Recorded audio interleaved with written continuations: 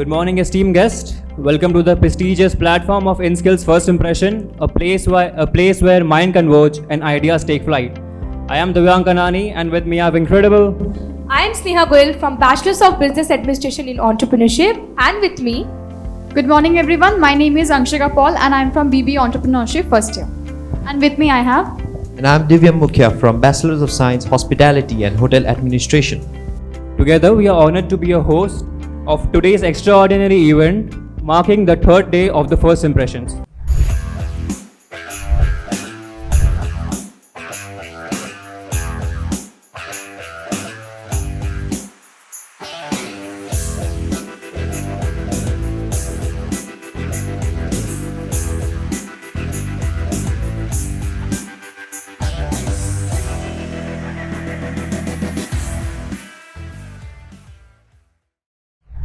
On this occasion, we have three prominent departments with us. Bachelor of Science in Data Science, Bachelor of Business Administration, Hospital Management, and Bachelor of Computer Applications. Now I'd like to give a heartfelt thank you to the distinguished guest here today, to the proud parents of our talented participants. Thank you for taking your time for encouraging us. Without any further ado, let's commence this spectacular showcase with Team 1. Team 1 has confronted an issue that demands our attention. Drug awareness. Donald Lindfrost once quoted, "Drugs take you to hell disguised as heaven." Good morning, judges, guests, ladies and gentlemen. My name is Himanshi Gadwal and these are my teammates, Sanjeevna Diali, Leher Dangal, Nistal Gurung, and Anis Thapa. Someone you may know must have a drug problem, or maybe they have. We find victims of drug abuse in our neighborhood, family, or friends very often nowadays. People from all walk of lives experience this problem, be it any race, any background, or the reason they started this in the first place. According to NCDS, 96,700 people die every year due to this problem. It's a huge number, guys. So, today we felt the need of bringing up this discussion on drug abuse and its solutions. So, what are drugs? Drugs are chemicals that changes the way our bodies work. Some are medicines when it is prescribed by the doctors. Most of them do not have the use and benefits to it. When taken, usually by inhaling, injecting, and swallowing, abused drugs find their way into the bloodstream. From there, they move to the neurological parts of the body, which may intensify or dull the senses. Because of the way these drugs work on our body, it affects the ability to make better decisions in life. As we all know how the youths of today's generation are slowly adopting to the consumption of abusive substances. So ladies and gentlemen, we say that people are addicted to drugs, but people are actually addicted to escaping reality. And in this generation, drugs have been one of the most convenient way. But the youth do it without knowing the impacts and consequences of these substances. Physical impacts like weight loss, insomnia, and hair loss are most common in drug abusers. This will eventually lead to mental impacts like anxiety, depression, mental breakdown, and brain block. Brain block is a situation where your brain cannot even function without some amount of drugs abused in your body. And drug will also affect you financially because they can be one of the most expensive substance that an abuser can purchase for consumption. This will make your bank balance zero, and it will also mislead you to paths like thievery and stealing. This will be included in your criminal record later. Your societal value and relationships will also be ruined because if you are a drug abuser, in the eyes of society, you're already an outlaw, and in the eyes of your close ones, you're a disappointment.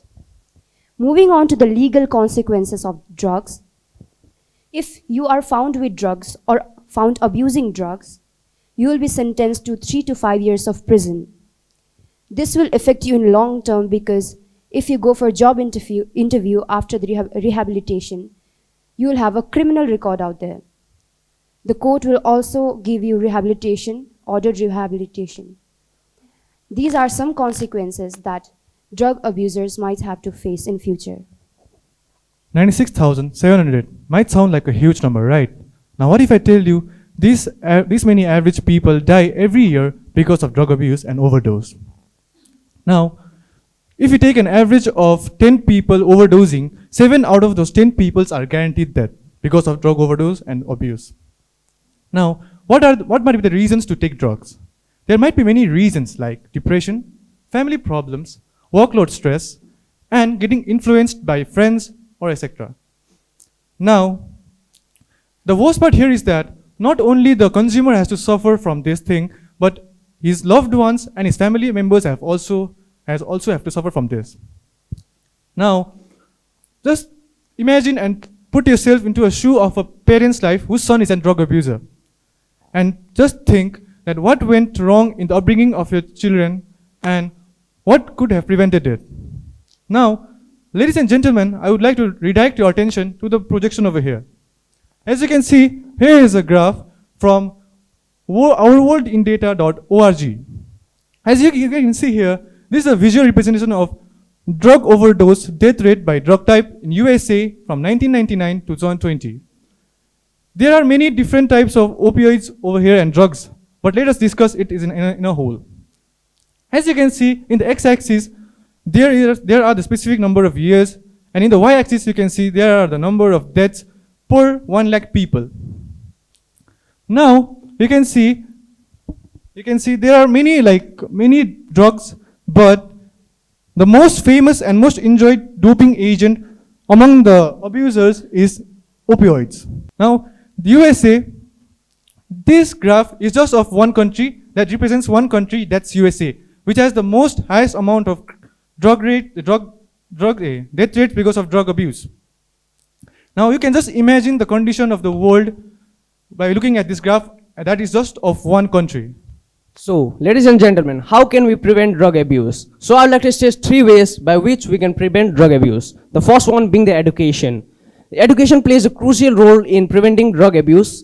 We must raise awareness, especially among children, because children are more prone to get into it than adults. The second one, community involvement. Community involvement plays a crucial role, and some ways that we can do is to create a strong community are by organizing awareness campaigns, supporting rehabilitations, and providing supporting resources. Together we can make a positive impact. In conclusion, the devastating impact of drug abuse extends beyond just psychological and physical realms. It takes us further and further away from the dream we all have as a kid growing up. It tears apart the bonds that makes our life meaningful. Our loved ones, especially our parents who raised us thinking my child will do something meaningful and make us proud, are now crying over their shattered dreams. So let us all take the pledge today that we will take every initiative required to fight against the crisis of drug abuse and make this world a better place. Thank you everyone, this was our presentation, and I would like to especially thank all the parents for taking out the precious time and attending the event. We truly appreciate your presence. Thank you. Team 2, our defenders against the digital threats are here. Please join me in welcoming them. Team 2, everybody. Good morning, ladies and gentlemen, respected judges and other fellow teams. Have you ever looked at your phone and started being concerned about your data? Most of us don't think of our data privacy unless something is at the stake of danger, like including losing photos, losing personal money. Do you know it takes years of time to make a reputation for a person, but a few minutes of cyber incident to ruin it? Let me introduce you to the world of cybersecurity, which secure our data and privacy. Hello everyone, I am Biplab Sinha. Honored to stand before you as the leader of Team Estes. In this era, information is the lifeblood of our society. Our team is at the forefront of the battle against cyber threats. Allow me to introduce my teammates. Each member has a unique set of skills. Firstly, Basabjit Deb, Aman Gupta, Ayush Thapa, Kritar Tamang, lastly, Leander Lepcha. And today we are going to talk about the importance of cybersecurity. In simple words, cybersecurity is the process of protecting system, network, and programs from digital attacks. Now, the motive behind the cyber attack, the first motive might be very simple, like demanding ransom. So in here, mostly the hackers hack your computer, lock the computer, and of course will ask a ransom to unlock it. And of course, even after providing the ransom, the hackers may or may not unlock your computer. Secondly, disputing business continuity. When a new business comes in light, the competing businessmen hires hackers. And of course, to crash your business, they will do anything in their hand possible. Second, after that, achieving state military objectives. In here, when your state sends hacker to other states to know, of course, if they are safe, what they are developing, and to gather information for their main use. Financial loss to the target, it's a very simple term. In this term, like the hackers use anything in their hands to make your finances gone. Now, moving on, the cyber threats. So mainly, what are the cyber threats? You might know. These are phishing, malware, ransomware, man-in-the-middle attack, and Trojan horse. Let me explain some of them. Malware. The malware comes with various different websites that you went or that you surf when browsing. The ransomware, it's the same when a hacker takes your computer, takes control of your computer, encrypts it, and asks ransom for decrypting it. Man-in-the-middle attack, just imagine you were in a phone call and someone else is also there listening to your phone call. That's the man-in-the-middle attack. And lastly, the Trojan horse. The Trojan horse is really dangerous. It comes with a very safe-looking app. You download that app, and that's the moment when your system crashes, because there's Trojan in it. Now that you are aware of cyber security and cyber attacks, let's move on to how to prevent cyber attacks. First of all, access control. Restricting access to authorized user, like using password biometrics. With the password, we are not serious about our password. We created password based on our convenience, like birth dates, mobile number, names. Our password should be strong and secure. Like it doesn't have to make any sense. That's a secure password. Next is biometrics. If our biometrics are leaked in online, like recent Aadhaar card scammed, a Aadhaar enabled payment system, which the scammer used to use your biometrics to hack your bank account and take money out of it. Next is network security. Intrusive detective system, which help us to monitor network traffic and alert when there are suspicious activity. Next is software update and patch update. Why do you think our phones and system get software updates? Because as the cyber threats are evolving, our phone's software have to adapt to cyber threat to prevent it. Next is awareness, security awareness. Everyone should be aware about cyber threats we are facing, like phishing, network control, and stuff. Now, let's take a look at the stats. This is the stat of countries for cybercrime from 2021 to 2023. As you can see, the number one is India with almost 70%, which means 2 out of every 3 person in this country have been victim of cyber attack. And we have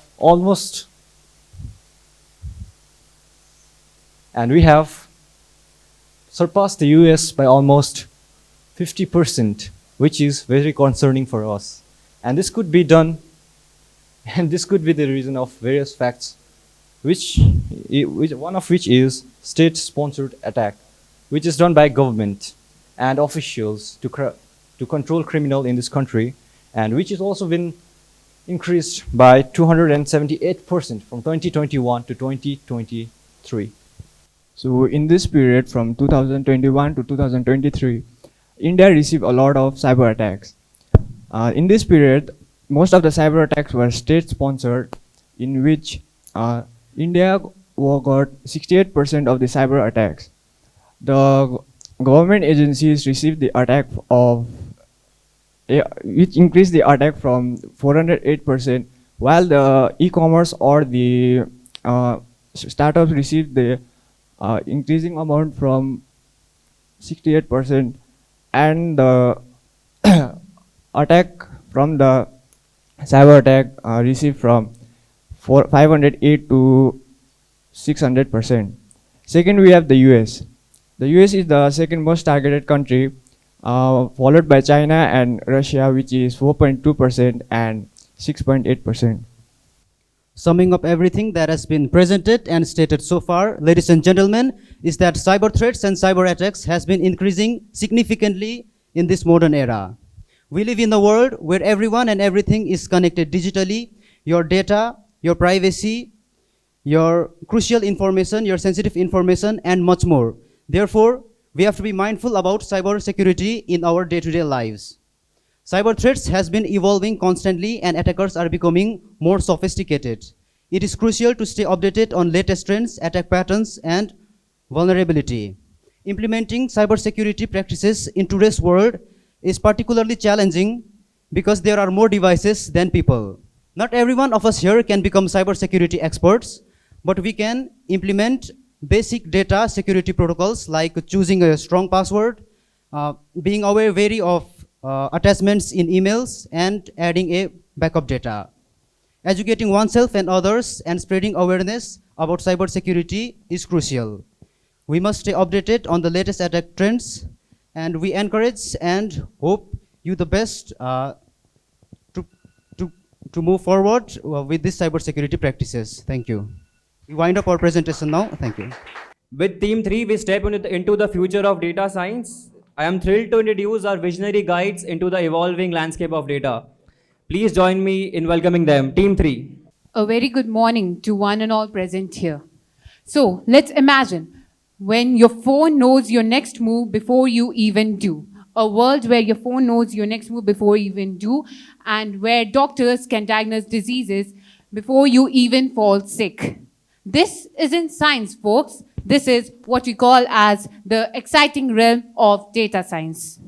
Well, what is data science basically? It's a tool and technique allows you to uncover hidden patterns and predict the future. That's exactly what the future of data science is going to hold for all of us with even more possibilities. So let me introduce myself. I'm Ishita Jaiswal, the team leader of Team 3, with these amazing people, my fellow teammates, Natasha Pradhan, Rahul Chetri, Akash Kargi, and Dipayan Ghosh. So, dear audience, let's embark on this amazing journey of data science, the future of data science.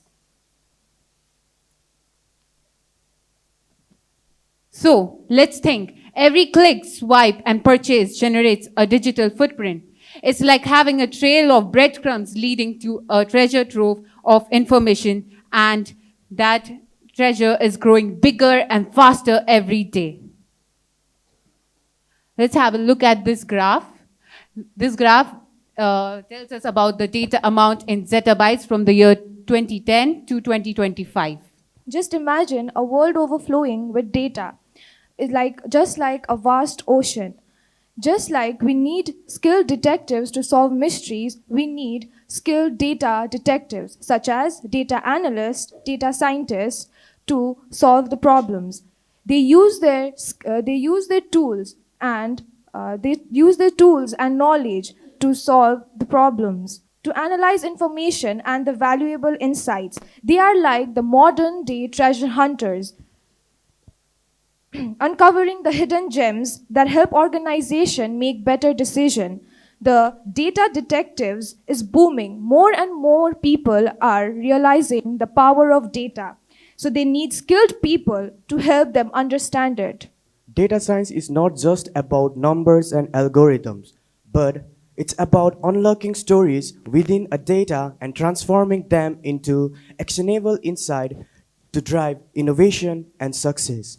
So today I am here to talk about how data science is transforming industries. As we all know, healthcare is one of the most important industries where data science is making a big difference. Many physicians and researchers can examine a data such as patient's record, clinical trials, and medical imaging data using analytics to find trends and forecast outcomes. This knowledge can be applied to create novel medicines, increase patient care, and enhance diagnosis. Not only healthcare, but transportation sector is also significantly impacted by a data science. For example, data scientists can examine a traffic pattern to pinpoint the reason where accident is more likely to occur. Well, remember that time when you bought something that you didn't need really. Companies use data to figure out what people product are using and want so that they can make a better decision about what to sell and how to sell. Secondly, imagine if you could predict the hottest fashion trend before anyone else. Data science helps the company to do just that by analyzing, figure out what would be the popular next. Thirdly, ever wondered why ads on your phone are so relevant to your interest? That's the magic of data science. These are just a few examples of many ways data science is impacting our lives. Okay, so as of my fellow team members have explained you further, so let's jump into the real life example. So as you can see, have you heard about, of course you have heard about the self-driving cars right now in the modern world. So it's all about machine learning, right? So we use a Python library called PyTorch, which is very popular in deep learning for training a model called self-driving. This is the way we can train a machine that a car can detect whether like the roads and the traffic, so it can self-drive by its own. So this is the real life example. Even though there is another example we can say like ChatGPT, right? It's a large language model, like it's called LLM, which is built by millions of data you can't even imagine. So that is the point, like everything is machine learning right now. So we use machine learning, we see data science in everywhere, in every time we use those. So you can see this is a glimpse of the future right now, the self-driving cars for an example. So this is the video I actually made for my YouTube channel, and I have just presented over here for showing that this is the future right now. In the modern world, we will be using self-driving for automating ourselves, for driving from one place to another place, for transforming ourselves. So this is the glimpse of the video. So what we have learned, what is the moral now? So the moral is now that data science and machine learning is the only way we can get through. You see, like everywhere is data science, right? So wherever we use is the automation. Now, like when we do any kind of presentation, write anything, we use ChatGPT. Basically, we use an AI tool. So basically, all the AI tools are being done by machine learning, by training models, by making machines understand that this can be done by this. Thank you, everyone. Ladies and gentlemen, now we dive into our topic. We need your attention today, for now. The topic is drug awareness. Parents and my dear friends, I am Piyush Sinha, and he is my teammates, Hem Basnet, Punarajpal, and Pasam Ghosh.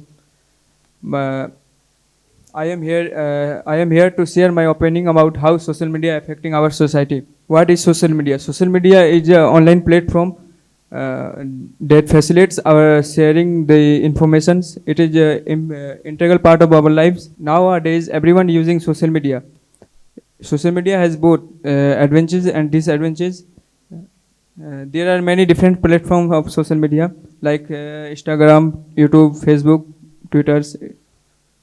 It affects our mental health. Now my friends ask about what are the importance of social media. So I'm gonna tell you about importance of social media. So basically, social media is a part of our life now, and many of we guys are using social media. Social media is used to share our feeling, opinion, ideas in a different way, in a secured and safe environment. It is also used to promote business organizations, and nowadays it is a source of earning also for someone. I am about to talk about negative impact of social media. Consuming social media a lot can lead to people depressed and anxious. Social media is addictive because when you start scrolling the feed section of any social media platform, your 1 hour or 2 hour get wasted and you never know. And there goes your valuable time in waste. Social media can also deliver some misinformation by people who post the content without thinking or without even checking the actual fact. So I about talking from fraud and scam. Fraud and scam basically negative vibes. Negative person versus make and social media used to negatives like ethical hacking, Facebook photo. Set and fraud profile make and give money in others and persons, that is a fraud and scams.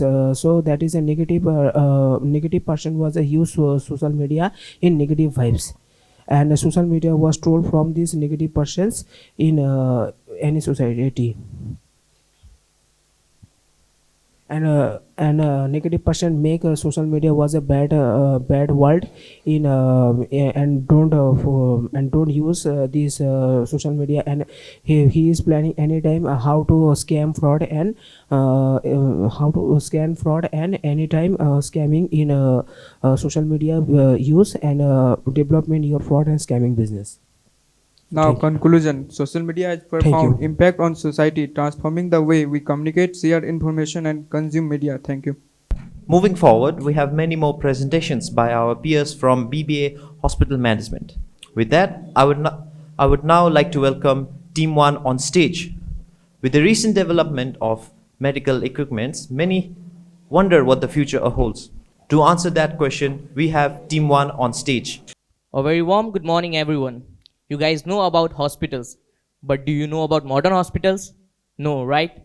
That's why we are coming with the concept of modern hospitals.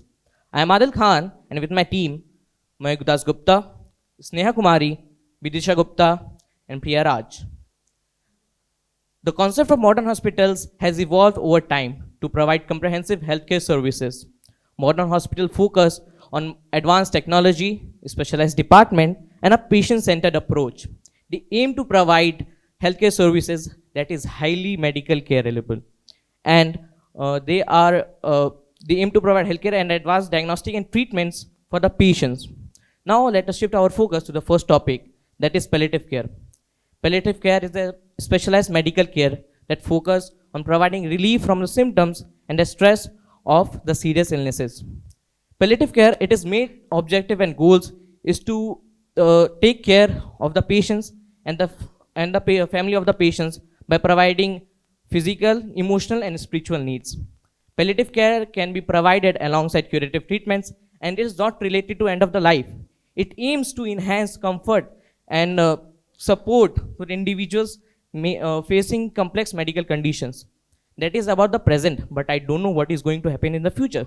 So Mayuk, I want you to talk about the future of modern hospital. Can you? Yes, of course. For the future, we have robotic surgery.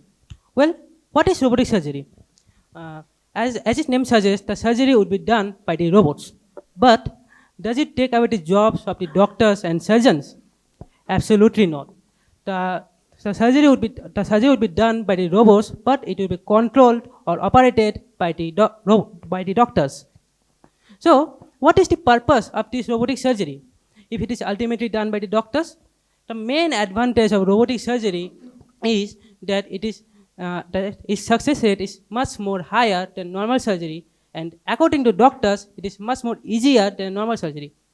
Now, I have done talking about robotic surgery, but it is very much expensive and also consume too much electricity. So Sneha, can you give me a solution about this problem? Yeah, I have a solution. Like, what is sustainable green hospital? Sustainable green hospitals means utilizing of natural resources in an efficient, environmentally nature. Sustainability data focuses on nature's resources, how much time you are using and allocating in the hospitals. To achieve sustainability, you have to focus on 4 pillars, and they are air management, energy management, quality management, and waste management. But what about the people who can't reach to the hospital? They have any choices, Vidisha? Yes, they have. So, breaking barriers, healing at a distance, and transforming life. Welcome to the era of telemedicine. So, Sneha, do you know what is telemedicine? No. Okay. Do you know telephone? Yeah. Television? Exactly. Now we have telemedicine, the use of telecommunication technology in our healthcare services. In our fast forward world, the mode of traditional healthcare was facing lot of challenges. As you say, the rural people can't reach the higher healthcare facilities. And also in our busy schedule, we don't have such time to wait for a long line for appointment and checkup. So telemedicine is the answer for those challenges. But how? We have telephone, right? We can call our friend whenever we are, right? Exactly. We have video conference, a real time face to face concentrate with your doctor from your comfort home. We also have remote monitoring to continuous monitor your health vitals, vital signs and health meters. We have mobile health app to access your healthcare services and also schedule your appointment. The medication at your fingertip. You can track your reports. You can order your medicine. Yeah, it's all about telemedicine.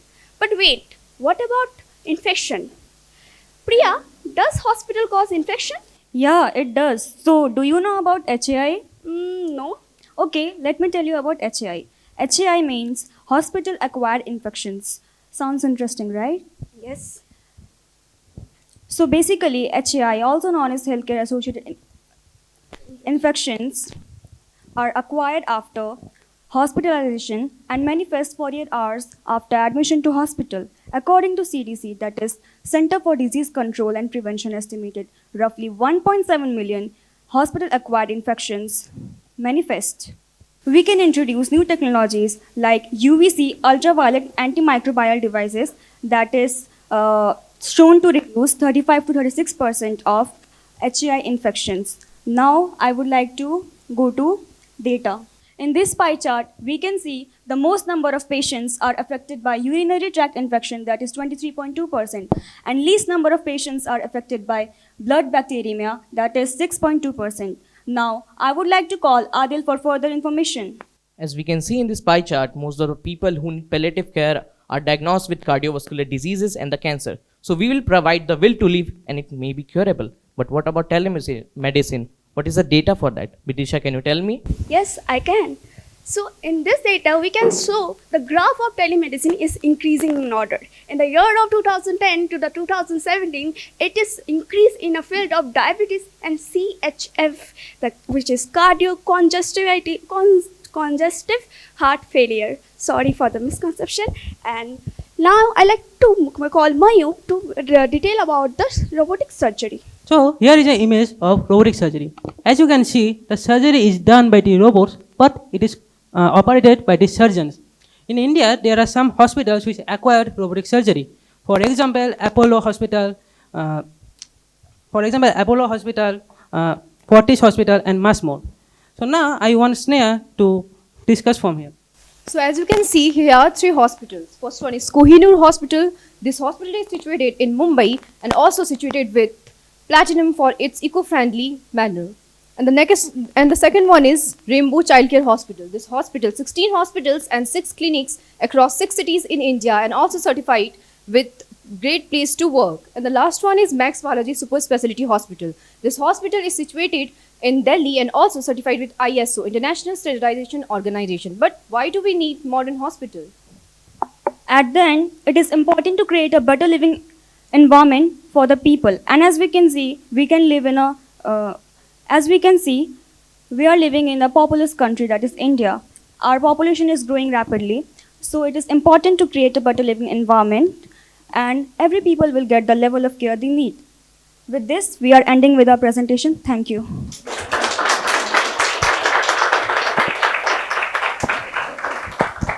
With the recent popularity in social media, we all worry about our and others' mental health. With that in their mind, we have Team 2 on stage. We are Team 2 from Bachelors in Hospital Management. I am Diya Pradhan. Joining me are Kiya Chaudhary, Neha Mandal, Damayanti Pradhan, Radhika Kuzur, and Sania Rai. Together, we are excited to share our insights on our topic, Impact of Social Media on Mental Health. So let's begin. Imagine 8.1 billion people on planet. Now consider that 4.48 billion of them are a part of social media community, connecting and sharing information in this digital landscape. The technology landscape has rapidly evolved in recent years, with social media now playing a central role in the lives of youth.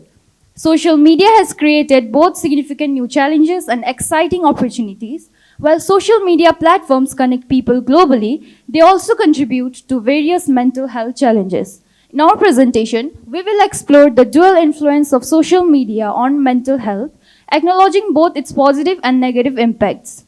Additionally, we will highlight the practical solutions that we can embrace to foster a healthier digital well-being for all. Now, I would like my friend Kea to continue with the positive impacts of social media on mental health.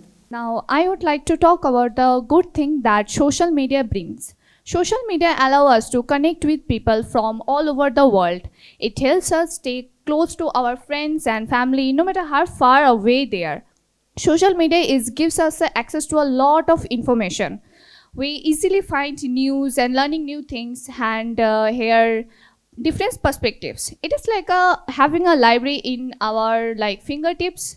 Social media is a place where creativity shines. Musicians, artists, and writers can showcase their talent and reach a wide audience. It is a great platform for them to showcase their talent and inspire others also. No matter one of the best thing about social media is that it gives a voice to those who may not be able to hear differences, and people from different background and different communities can share their stories and experience. It can help us to inspire ourselves, and it is a very good thing. And it is really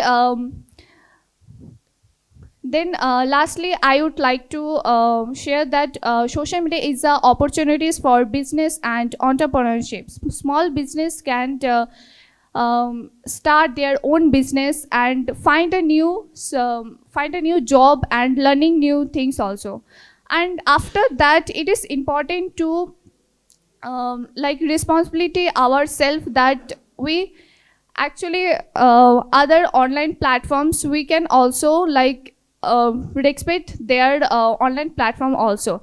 It is embraced to good thing that it is embraced to good thing that social media brings us, and make the most of it. Thank you. So I am introduce some negative impacts on social media. Is excessive use of social media has been linked to increased feeling of loneliness, anxiety, depression, and also self-harm. Additionally, the pressure of maintaining certain online image may lead to stress and a fear of missing out. Now I'd like to share the mic, Damayanti, for further discussion. Now I'm going to talk about some case studies related to the topic.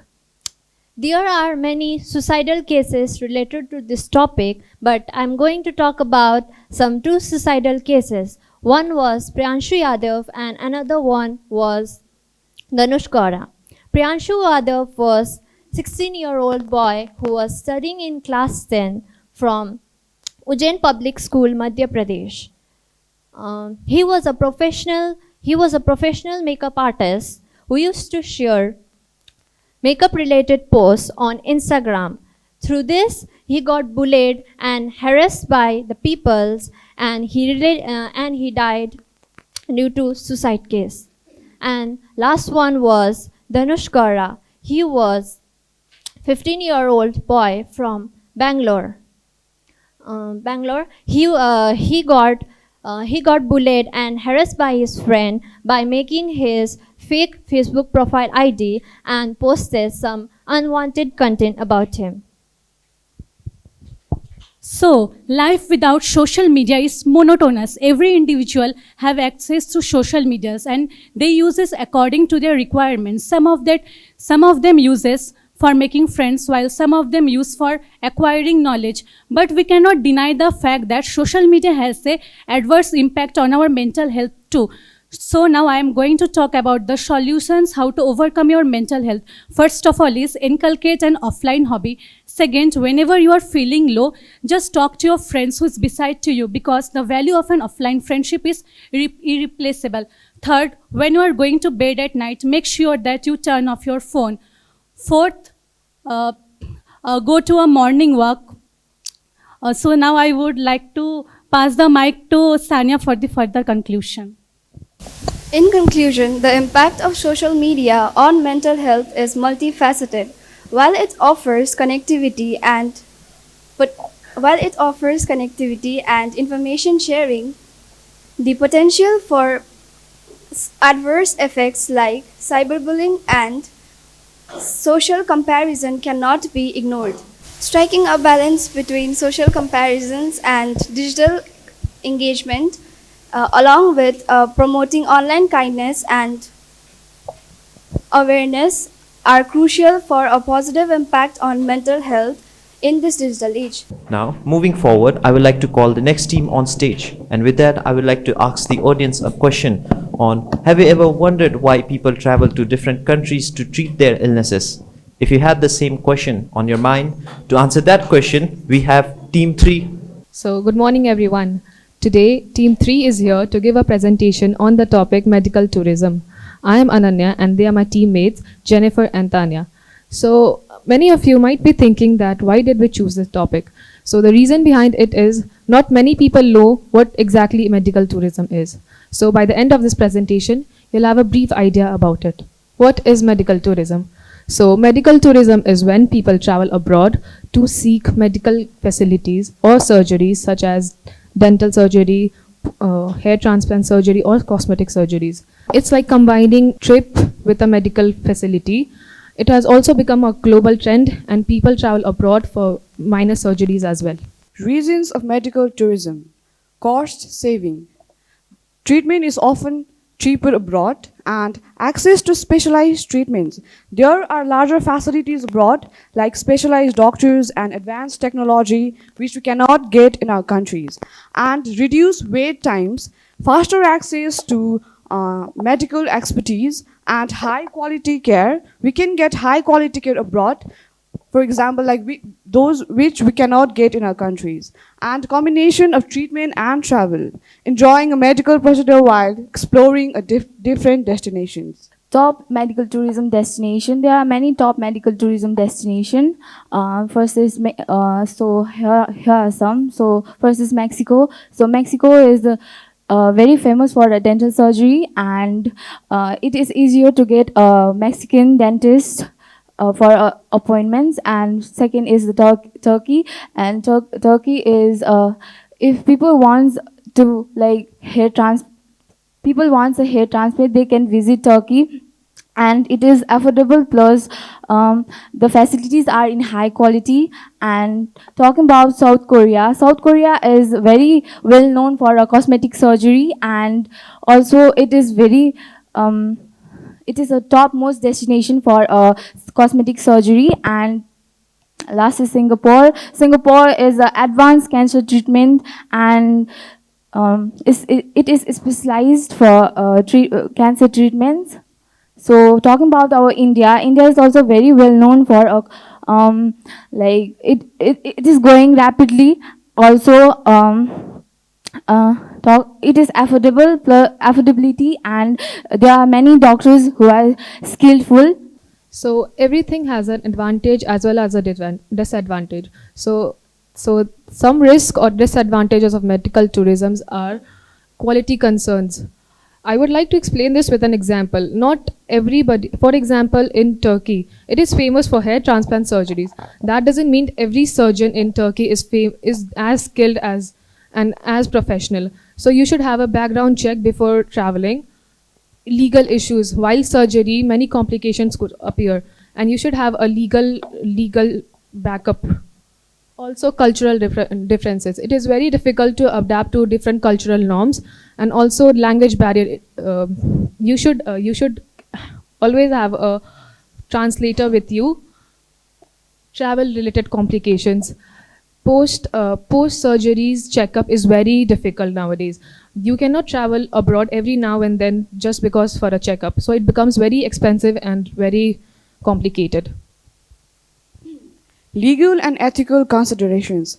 People should do thorough study before they travel about things like patients' rights, privacy, and facilities, and people should also know about different regulations of different countries, and there should also be a clear communications about things like about possible risks. So talking about insurance and financing, so people should check their insurance, and also people they travel because insurance can help them in different ways, and they should opt for a specialized medical tourism insurance, and also they should have a financial planning and destination of how they like payments decide to payment. So economic impact. Medical tourism builds up and promotes to the GDP of a country. There are many sources of income due to medical line sector. Also, it promotes small business growth. Also, it creates job creation. For example, nowadays many hospitals are appointing language translator for medical tourists for their stay in the hospital. So it creates a lot of job opportunities between them. Also, it overall creates revenue generation. Travel tips for medical tourists. Some of the travel tips for medical tourists are research about the destinations, insurance coverage. We should get our insurance covered, and legalities, consultations and communication. Consultation and communication is very important because when we are in different countries, we may face problems like language barriers and documentations, language assistance, local transportations, and currency and payment and post-treatment care. So medical tourism offers a quality healthcare, but it comes with the risks like language barriers and cultural difference, post checkup surgeries, and they should provide information and also provide a lot of requirements, and if it provides it will be a win-win situation. Also patients healthcare providers and economic with both home and destination countries. Yeah, thank you everyone, and this is the end. With that, I would like to call the next team on stage who are here to change how we operate hospitals. So good morning everyone. We are team 4 of BBAHM, and there are 4 peoples in my group, Sispiya Shorkar, Snehashish Bhattacharya, Mohammad Azhar, and me, Savinan Chakrabarti. And today our topic is neuroplasticity. So Sispiya Shorkar is going to start this. Here is the content is neuroplasticity. First, introduce the neuroplasticity. What is neuroplasticity? Types of neuroplasticity, how to boost neuroplasticity, and how long does it take to remind your brain. Introduction of neuroplasticity. Neuroplasticity refers to the capacity of the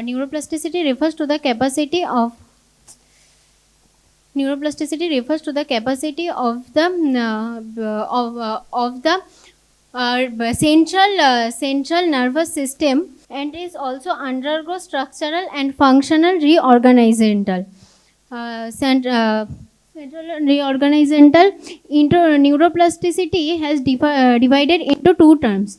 The first term is neuro, which means a group of neurons, and the second term is plasticity, and the second term is brain adapt to the plasticity.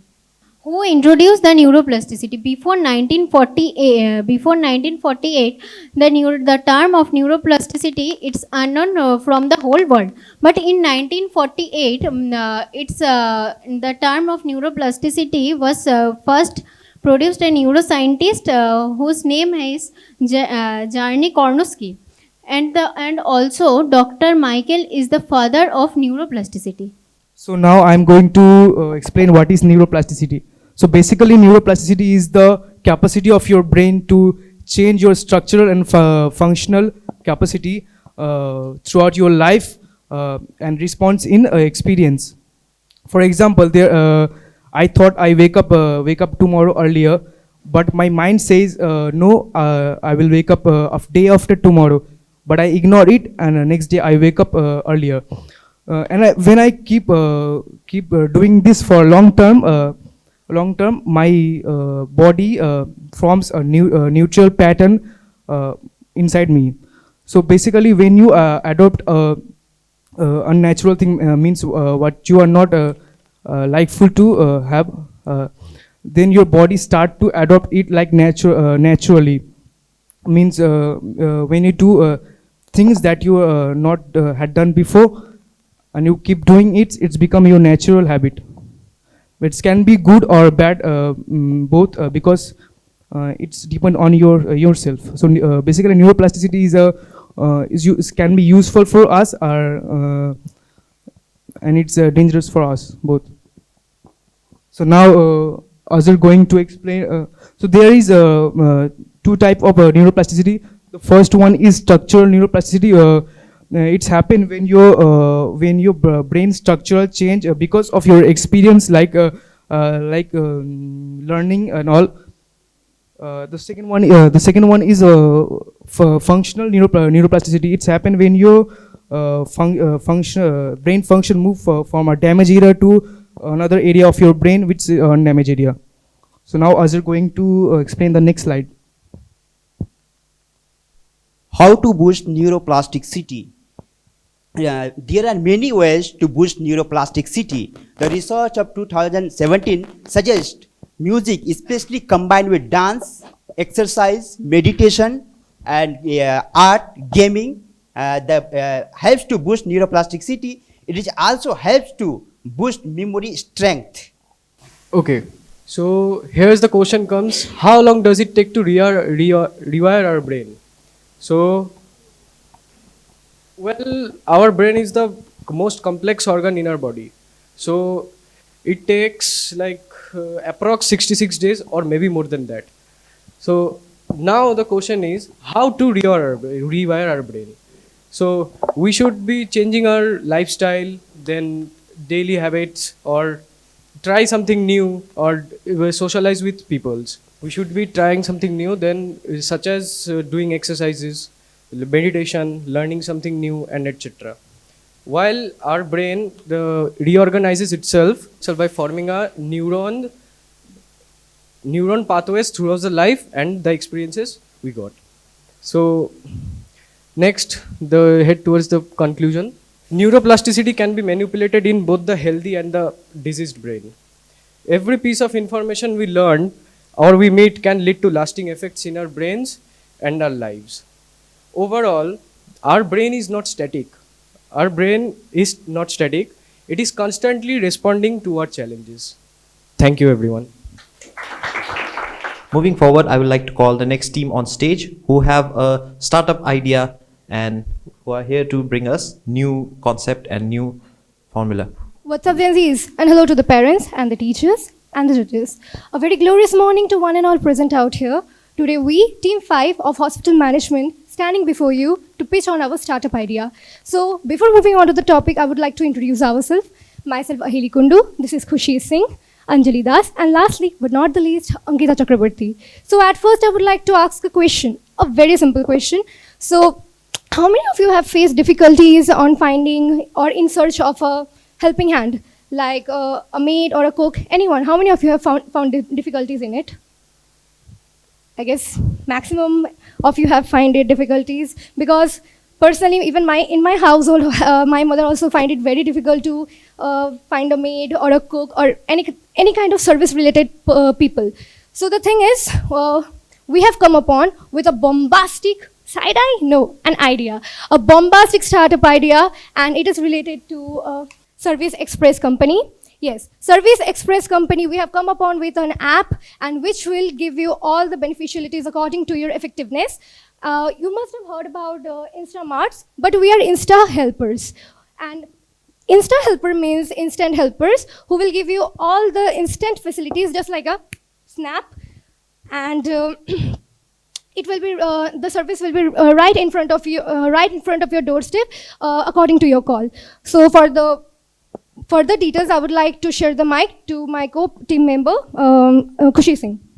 All right. So, why us? In today's life, where everybody is busy in their work life, the burden of living far from home, and young parents find it difficult to find as they require a lot of helping hands. That is why they require a lot of helping hand, and we provide you with all the basic necessity that you require in your day-to-day life. For instance, if you need a maid to clean your house, here we are. If you need a carpenter, electrician, a mechanic, everything will be provided here, and that's the reason why you should choose us, the Service Express Company.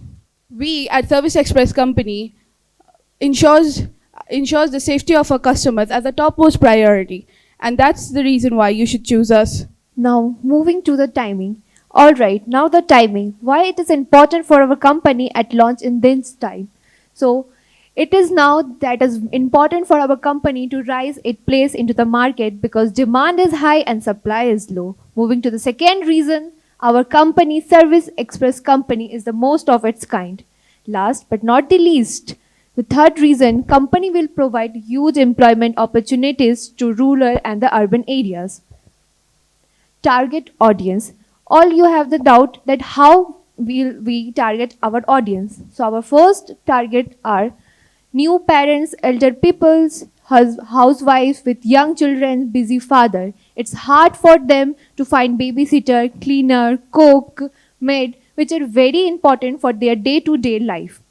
Moving to our second target, people who are recently moving to new cities and they have no idea where to find an electrician or carpenter, and there are many kind of helping hands. So we are also provide there by giving the carpenters and electricians. And during these days, Shadi season, we all know Shadi seasons are going on. So Shadi season, we need a mehendi and makeup artist. So you can also book your mehendi and makeup artist there. So good morning, everyone. Let us talk more about our startup idea, which is our app. So as you can see on the project gallery, there are some few examples of the categories which we provide in our app. For instance, if you have moved to a new city, or if you have like shifted a household recently and you need an electrician to fix your household wiring or any electricity purpose, you don't have to venture around anymore for an electrician because we are here to provide you with that. Or if you need a mehendi artist for your marriage or any occasional ceremonial purposes, we're also here to provide you that. Now, you might think that how can you see all these categories in one single app? So let me give you a quick tour to our app user interface. So firstly, let's talk about the app's homepage, where you can explore more about our categories, and we have also provided you with a search bar which will ease your time and help you with finding your service. So for instance, if you need a cleaner, you simply have to click on the cleaner bar, and then it will lead you to a page where you will find the biodata and rest of the details about the cleaner. For example, her name, her profile picture, her timing which is available, and the cost per day she charges. After selecting your convenient time, you need to click on the payment method, in which you need to fill some details like your address, your phone number, and the payment method which you want to pay. So after completing all the details, you are free to leave the app and your service will be provided at your doorstep. Our app will be shortly available on Apple Store and Play Store. And for any further queries, you can contact us on our email and in our number which is provided in your screen. Now I would like to call my friend Khushi for the further details. To conclude with, Service Express companies indeed made it in India product. Here we ensure the safety of our customer as a topmost priority. That is why we do a background checking of all the employees that we hire, so that we know they are 100% trustworthy and genuine people. Thank you. I'd like to call our final team from BBA Hospital Management, who are here to stay and here to change the way how we look at hospitals. With that, I would like to call Team 6. A very good morning, everyone, all in on present out here. We're standing here to present our group presentation. I'm Aditi Roy, the leader of this group, and these are my team members. Bunty Roy, Neha Gupta, Shomodip De, and Manisha Gupta. We all know electricity is one of the most important thing in our daily life, and day by day it is increasing. In a hospital, there are many machines which are being used, and the electricity bills are quite very high. So here we are with a sustainable solution for hospitals to reduce electricity bills, which is to harness a solar panel in hospitals. We all know the solar energy and solar panels. The solar energy is harnessed from the sun's radiation and provides a renewable and sustainable source power. Solar panels are those devices which used to absorb sun's rays and convert them into electricity and reduce electricity bills, and will contribute greener and sustainable future. And next will be continued by my teammate Bunty Roy. So, by hearing about the sustainable solution for hospitals, which is like solar panel, a question comes to our mind that why should we harness a solar panel in hospitals? Healthcare is an energy-intensive industry. Clinics, laboratories, medical wards, etc. require electricity for lighting, operating medical devices, refrigerating medicines, and other critical functions. This high energy demand leads to various effects like enormous electricity bills, high greenhouse gas emission, and absolute dependency on unreliable resources. Switching to solar energy can help hospitals mitigate all these effects. Producing their own energy would help the healthcare organizations save big on monthly energy bills. Moreover, the solar energy is a clean energy resource which does not contribute to any greenhouse gas emission. Hospitals can use this energy resource in addition to grid-based energy. Storing solar energy through battery-based system allows consumers to power their buildings even during load shedding or grid failures. Now, the next will be continued by Neha. So, I will tell you about the benefits of solar energy for hospital. The first point is cost saving. As we all know that the energy bills of hospitals are massive. By generating solar energy can significantly reduce the energy cost. According to UNDP report, the healthcare organization can save up to 40% of its bill through these resources. The second point is reliability.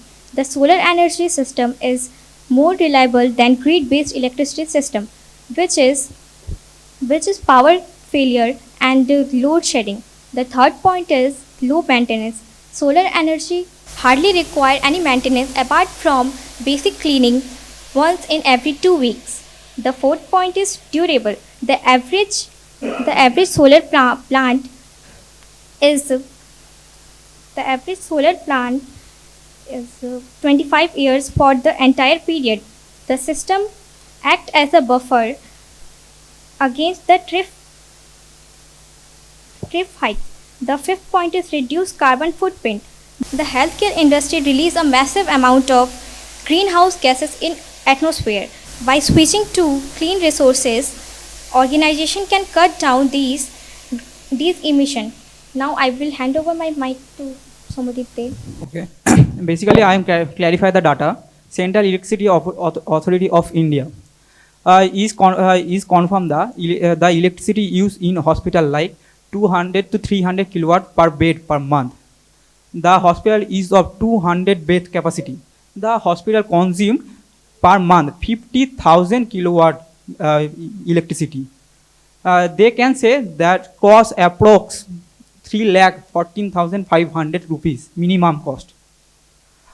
Hospital use many high electricity for machinery, good machinery like sonoscan, OPD, X-ray, laundry, and much more services required to electricity. So if you establish a solar system in hospital, it reduced to bill like 14% reduce bill. And I clearly mentioned that bill come approx less than 1.5 lakhs, and also beneficial for health for less than carbon emissions for green energy. And now I'm passing my mic to my friend. The harnessing of solar energy represent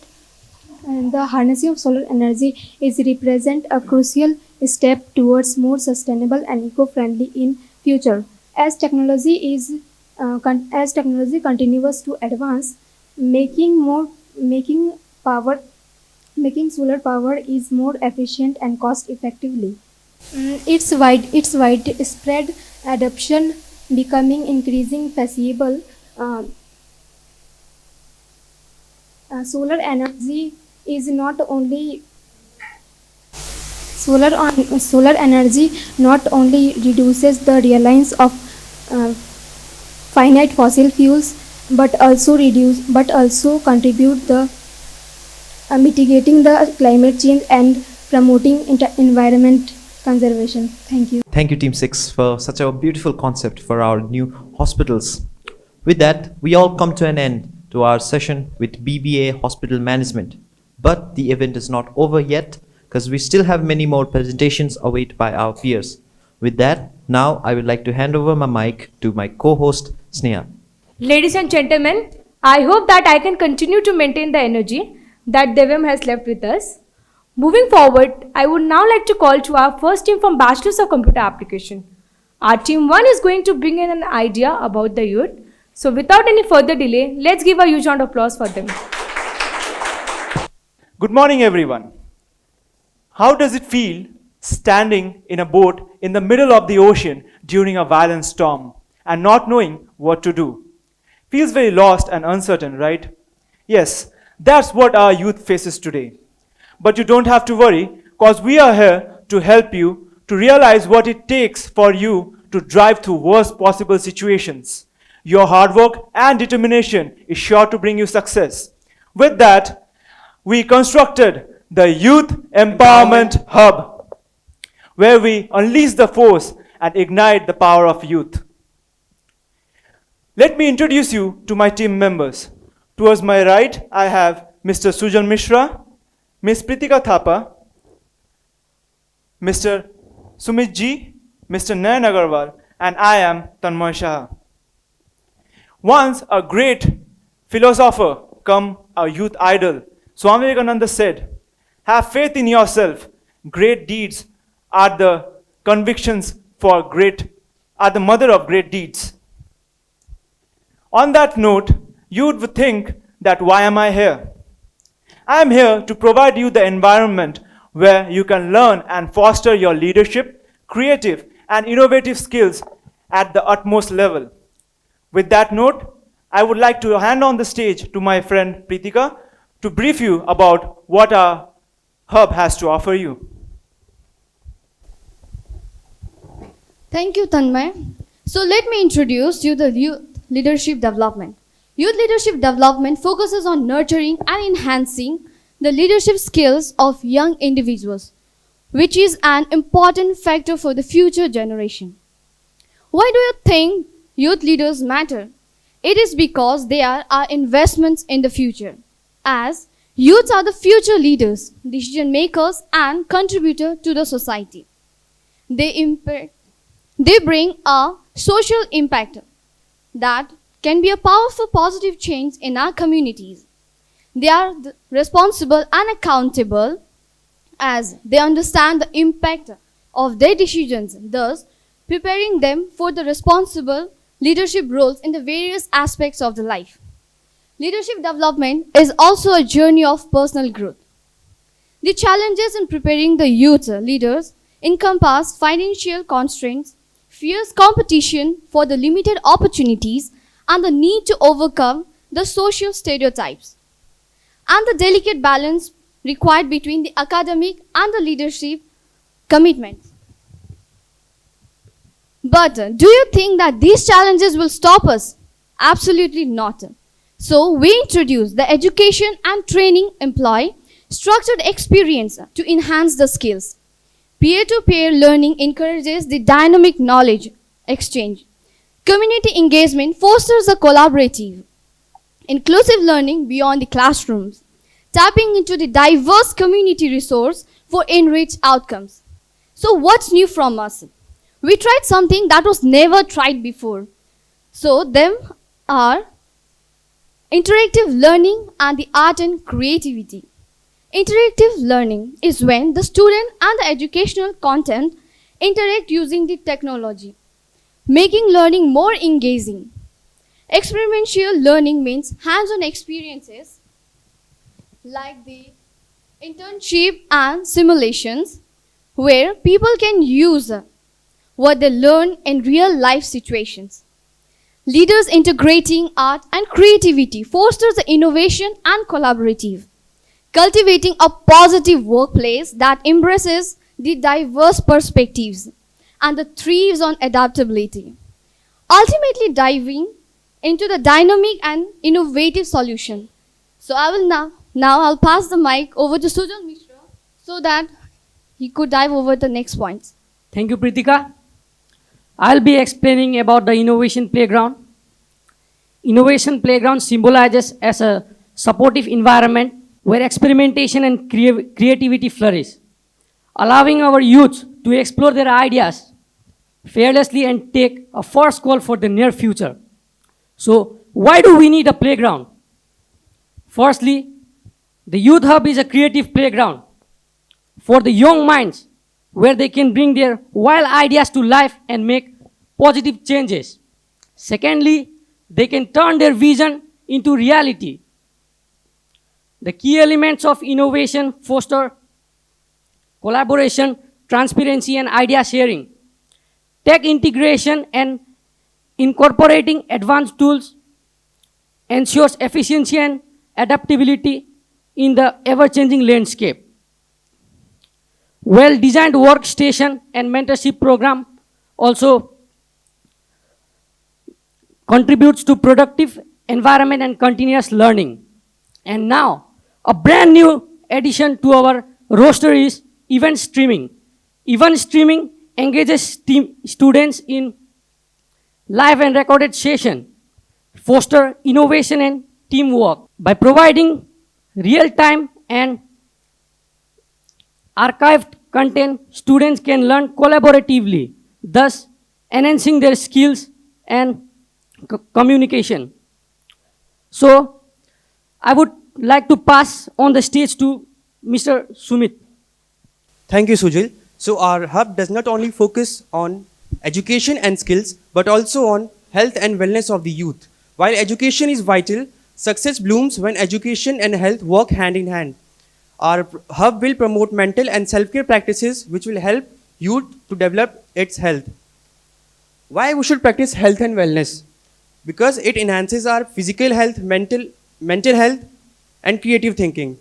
When we practice physical and mental exercises, our body releases positive hormones which help us to stay more focused. What skills they are going to learn by practicing these activities? First, they would develop leadership qualities and they would learn to work in a team, and they would express themselves more freely without any hesitation. They will see a drastic improvement in their personality. Now, I would like to call our alumni, Mr. Nayan Agarwal. Hello, ladies and gentlemen. I am Nayan Agarwal, the founder of the Gift Self and the mentor of this hub. And I am very thankful to them for providing me this opportunity to mentoring the youths today. Once I had been a part of this hub earlier days. And I am very thankful to the hub for providing me the platform for my startup. Without this hub, I cannot stand here without my startup. It's very great place for youths, for startups and everything they want to do. I am very grateful to them.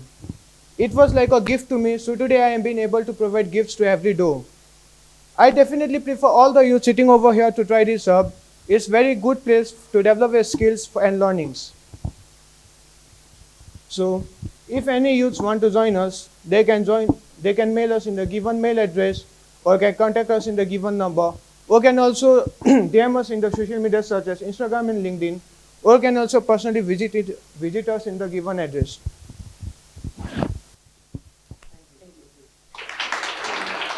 I would now like to call to our second team from BCA. Our team 2 is going to perform on a topic we all are familiar with.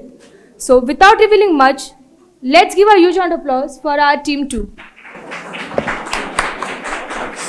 Oh, it's you. All the best. Hello and good morning, everyone.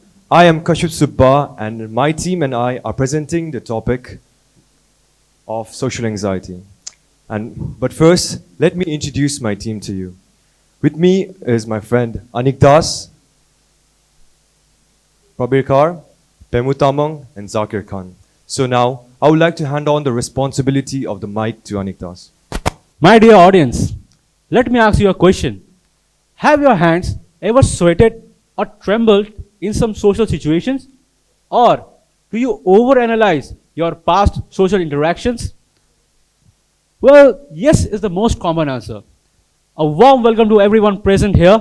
My team and I have come forward with a topic which is really looked down, a topic which is not talked about, and a really important thing that makes us lose most of our potential. And the topic is nothing but social anxiety. So, before going deep in the topic, let me just show you the areas which we are going to tackle in today's presentation. Well, these are the topics which we are going to deal in today's presentation. So, at very first, we have introduction. Well, social anxiety, also known as social phobia, is a very common problem that usually occurs during our teenage years. It can have a big impact on our life. So, our team has decided this topic so that we can make the best use of our student years. And moving on, we have the topic itself, social anxiety. Well, in simple words, social anxiety is an intense, persistent fear of being watched or judged by others. This fear can affect your work, school, and other daily activities. A person with social anxiety feels anxious or fear in situations where they may be evaluated, scrutinized, or judged by others, such as speaking in public, dealing with a cashier to a store, or simply answering a question in class. Well, how to solve this? To solve any problem, first we have to identify it, and that will be done by my friend Prabir Kar. Thank you, Anik. As my friend Anik said, social anxiety is when you feel really nervous or scared in social situations. And identifying social anxiety can be a really important factor in helping someone deal with it.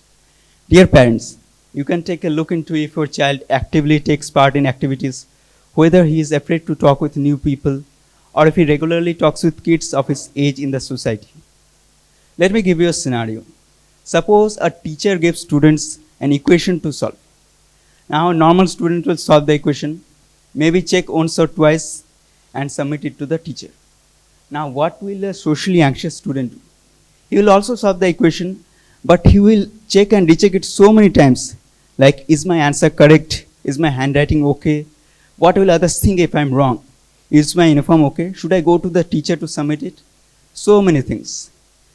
This too much overthinking and self-doubt trap us in a bubble separating from others. Social anxiety can lead to missed opportunities, which can lead to stopping further development, a lot of good memories that could have been made, and difficulties in socializing in future. Social anxiety leads to a lot of regret and a plethora of unseized opportunities. Now, many people think that social anxiety cannot be cured, but it isn't true. My friend Pemu will clarify this. So, many of them have a thought that social anxiety is a disease that cannot be cured. So, it can be cured. We can cure it through life lessons and valuable learnings and all. And first of all, the misconception is that social anxiety is a problem you have to live with, but it isn't. Everybody has the potential to overcome that fear once in their lifetime. And secondly, social anxiety isn't common, but it is common. It is experienced by a majority of the people once in their lifestyle or lifetime, while giving presentation at school, or delivering speech at a workplace as an adult, or maybe meeting a person for the first time. We all go through that feeling of butterflies in the stomach once in a lifetime. So my friend Zakir will explain and give some techniques to overcome it. So I want to thank Pemu for clarifying the big doubt about social anxiety. Since it is clear now, I want to dive into how we can overcome from social anxiety. This teaching we learn through our life experience, and so some techniques would be build your better mindset, create your self-respect, practice before doing some things, look at the things in different ways. So I'll call my friend Kaushik to explain more on this topic. Thank you, Zakir, for listing down the things of techniques you could use to improve and develop the confidence for a better future. So basically, our presentation is about social anxiety and how we can tackle it. In this current era, there are a lot of people who are suffering to social anxiety and believe that it's not a disease. It's a disease that cannot be cured, but we say otherwise. We say that social anxiety is something that can be cured with enough practice and life experiences. And as Zakir listed down some techniques, I'm going to dive deep into it. First, it talks about the mindset. The mindset is a really important thing that can build up or break a character. If you have the mindset that you will have to talk in front of a crowd, you will eventually work with it. But at first, you may be shy, but if you practice, and when the time comes when you're actually on the stage, you will have a bigger confidence that you have tried a lot and now you cannot fail anymore. And moving on, I want to dive into why we chose this topic of social anxiety. We chose this topic because we wanted to give the parents a different perspective, a perspective of our students, our son or our daughters. We want to give the perspective that us as children, we have a lot of issues that we cannot tell parents normally. Well, me personally, I have a hard time talking about social anxiety with my parents. Well, I would actually say I had a problem, but because I dealt with it with the methods listed before. And to give a new perspective to the parents, because we know that it is everyone's, and especially the parents' first time of being parents. And we understand that we only live once. And with that, I would like to conclude our presentation. Thank you. Thank you, Team 2. It was indeed an insightful presentation. Moving ahead, I would now like to call to our third team from BCA. Our Team 3 is going to tell us about KMOT. Curious to know what it is? Well, I am too. With that same excitement and curiosity, please join me in giving a huge round of applause for our Team 3. With great pleasure, I'd like to welcome you to our presentation. First of all, a question for all our students. How many of you all think studying isn't all that interesting? Please raise your hands. Well, now a question for all our parents. How many of you all think your children don't study enough? Please raise your hands. Well, maybe not all of you want to embarrass your children. Anyways, studying nowadays isn't all that interesting, right? Well, we have this mother of all distraction with ourselves that makes it even harder. Now, I'm not advocating our laziness. We have come up with a solution for that. And the solution is KMOT, Keep Me On Track. Before I tell you more about it, let me introduce to you me and my team. I'm Prashant Chetri, the founder. We have Rudraksh Pradhan, the lead developer. Hey guys, I'm here to make sure that I'll put as many ads as I can into our app. We have Sujit Sarkar, the lead marketing agent. I'm here to make sure that the unique qualities of Kmart are demonstrated properly to you all. We have Om Singh. And I'll make sure that our lead developer doesn't mess up. And we have Pratik Rufus Shah, the public relations officer. And I'm here to make sure that you guys don't throw your chappal at us. Now, diving into our app. This app is basically a group study app. It allows people to study together. Also, this app helps you to deepen the understanding of what you already have about a topic. It also helps you to learn new things and share what you already know. And lastly, what this app does is it takes you from mediocrity to excellence. One question I'd like to ask is, if we have so many features in WhatsApp, Facebook, we have Discord, etc., then why would we use Kmart in the first place? आप लोग ही बोलिए, WhatsApp, Discord सब कुछ है, Kmart क्यों चला सकते? Well, Rudra, I'm here to answer the question of this by stating the features of this app. At first, it can support up to 50 people of group discussion. It also has an alternative features like streaming, which allows the students or user to study in live chat, or stage of lecture for entire group of peoples. We on to our second point, community based on user interaction and learning history. Make sure that the user only encounters those things that they themselves are interested. In simple word, if he or she is interested in science, he or she will only get science stuffs. On this third point, the mentor-mentee system functions as such that it allows the mentor to earn star points that deals with discounts or reward from the app, essentially creating a non-payment associated development scheme. Lastly, but not the least, the user can also earn star points by completing daily tasks and meeting weekly goals. Other than the listed feature, we also offer community based on user interactions and academic standards. From middle school to high school, from undergrad to postgrad, and even open to all, regardless of the academic standards. We have divided community in 4 galleries: art, science, commerce, trade school. Now moving on to our science gallery. Here students can dive into different subjects ranging from physics to chemistry to computer science to biology. Now moving on to our special gallery, trade school.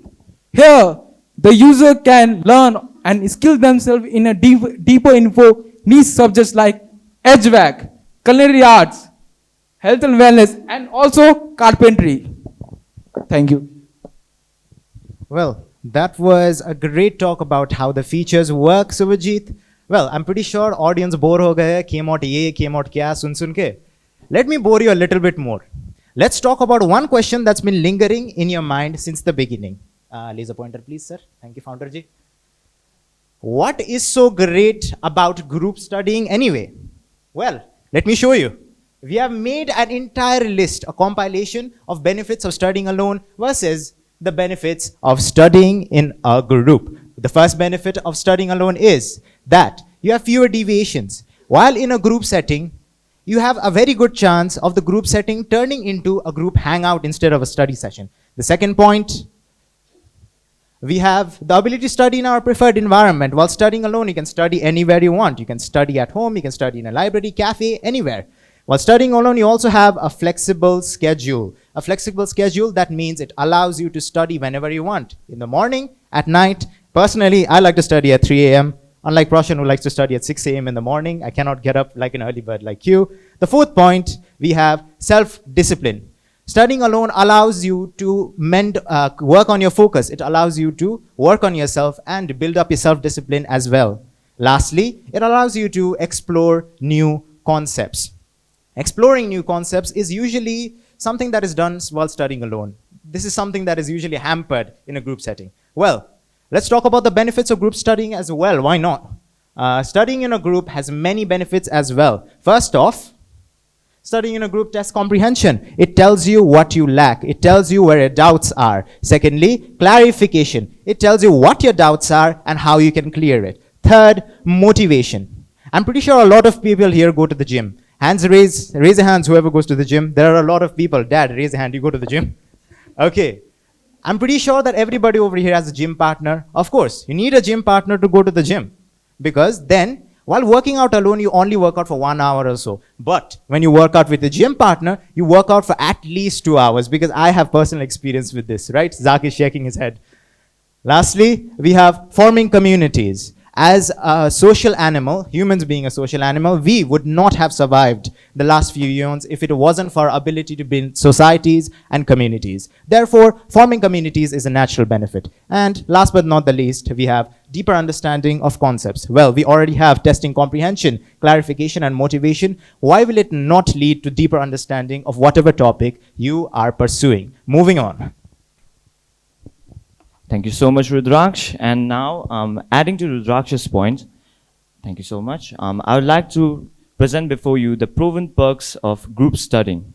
And by the way, these are just basic random facts, and it might get a bit boring than what Rudraksh was talking about just now, so just bear with me a bit. Okay, so what we have over here.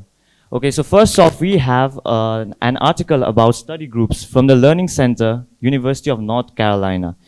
This article talks about how the students, when they study in study groups, they are able to externalize their thoughts, meaning they are able to express themselves, they are able to talk about the ideas, and they are able to be more creative with it. And then we also have this about a realistic approach from the point of view of a user at Quora, and they are talking about how it's just really students are able to learn new concepts and be able to talk about others. And then next up, we have this issue from the June 2005 article about linguistic and education, in which Professor R.K. Sawyer talks about how students form groups without even having the need to in universities, because it's just fun with other people. And then lastly, we have this article from Oxford Learning, which further reinforces our topic and tells us about how group studying can help the students. Anyways, that's it from me. And before ending, Dad, I do study. Please don't say that I don't. I do study. And moving on, I'll pass on the mic to Rudra. Sorry, Om. As you can see, our distinguished guest while studying alone had its own advantages. Second point, studying in a group not offers you a forum for study, and but it also helps you to make new friends. This is Om Singh along with rest of my team. Logging out. Thank you. Thank you, Team 3. I guess our beloved parents would surely love this presentation. And if not, you can feel free to throw your chappals. Well, jokes apart, now I would like to call to our fourth team from BCA. So can we have you on the stage, please? The harder the battle, the sweeter the victory. Good morning, ladies and gentlemen. A warm greetings to you all. Today, we're Team Nessence present a group presentation on the world of sports. But first of all, let me introduce my teammate members. Mr. Nilesh Gupta, Ms. Chingnu Hoy, Ms. Iksha Limbu, and myself, Diya Biswa. This is the content of our presentation. Now, let's start with the introduction. Sports are physical activities or games that involve skills, strategy, or competition. They can be individual or team-based and often have established rules and regulations. Sports are not just about physical prowess, but they also promote discipline, teamwork, and healthy lifestyle. Today, we are presenting about sports because it has a universal appeal that can capture the interest of a wide range of people, whether it's football, cricket, or basketball. So, sports are something that many individuals are passionate about. And also, sports stories often inspire and motivate with their tales of determination and overcoming challenges. Additionally, sports promote physical fitness, and wellness. So it can encourage others to lead an active and healthy lifestyle. But don't you think, why do sports matters? Let me tell you. In a simple word, that sport matters because they keep fit us both physically and mentally, teach valuable skills, and bring people together, and provide entertainment and inspiration in our day-to-day life. Now, I'm passing to Ms. Nilesh. Thank you. Thank you, Miss Dia. So hello everyone. So I am here to tell how sports affect our health. So as you all know that sports also help us to improve our health, fitness, as it includes swimming, running, which enhance our heart and lungs, and reduces the risk of cardiovascular diseases. And sports also help us to develop muscular and flexibility, which is useful for our daily work. And regular engagement in sports help us in burn calories and maintain a healthy weight. And some weight bearing sports are contribute to bone density and bone weight, which is important for a child during their growth stage. And so now I'm going to tell how sports affect our mental health. Like sports help us to reduce stress, anxiety by participating in them. And sports also help improves our mood and reduces the symptoms of depression. And it improves our concentration, memory, and regular engagement in sports can contribute to better sleep pattern. Thank you, everyone. So now I would like to pass my mic to Ms. Iksha. Talking on the topic of choosing sports over studies, more so as a professional career. Choosing sports over studies, the choice often depends upon personal interests, goals, and finding a personal balance between the two. But choosing sports over studies should not be looked down as a whole by the society. Sports develop skills such as management, leadership skills, teamwork, and coping with success and failure, which are valuable life lessons that are required for a person's personal growth and leader success. Sports offer various career opportunities, and there are many well-known athletes who are known for their passion and their success they have achieved in their career, in their professional career of sports. Passing on the mic to Ms. Jingin Hoy. I'm going to talk about life skills development. What are life skills? In short, life skills are a set of skills that help us to manage our everyday life. Obviously, we all know sports help us to be physically fit or be in our right state of mind. But it also help us to develop valuable life skills that can be applied in various aspects of our life. Sports provide an experiential learning environment where individuals can learn and practice leadership skills. Sports further help us to view challenges as chances to push our boundaries, refine our skills, and elevate our performance to new heights, thereby carrying out dedication. In sports, the consistency of interaction between team members improves communication skills and thereby increases trust among each other. Sports is also a powerful tool for uniting people, crossing boundaries, and developing tolerance, respect, and social inclusion. Now, Ms. Iksha will take on. Adding a short note on discipline.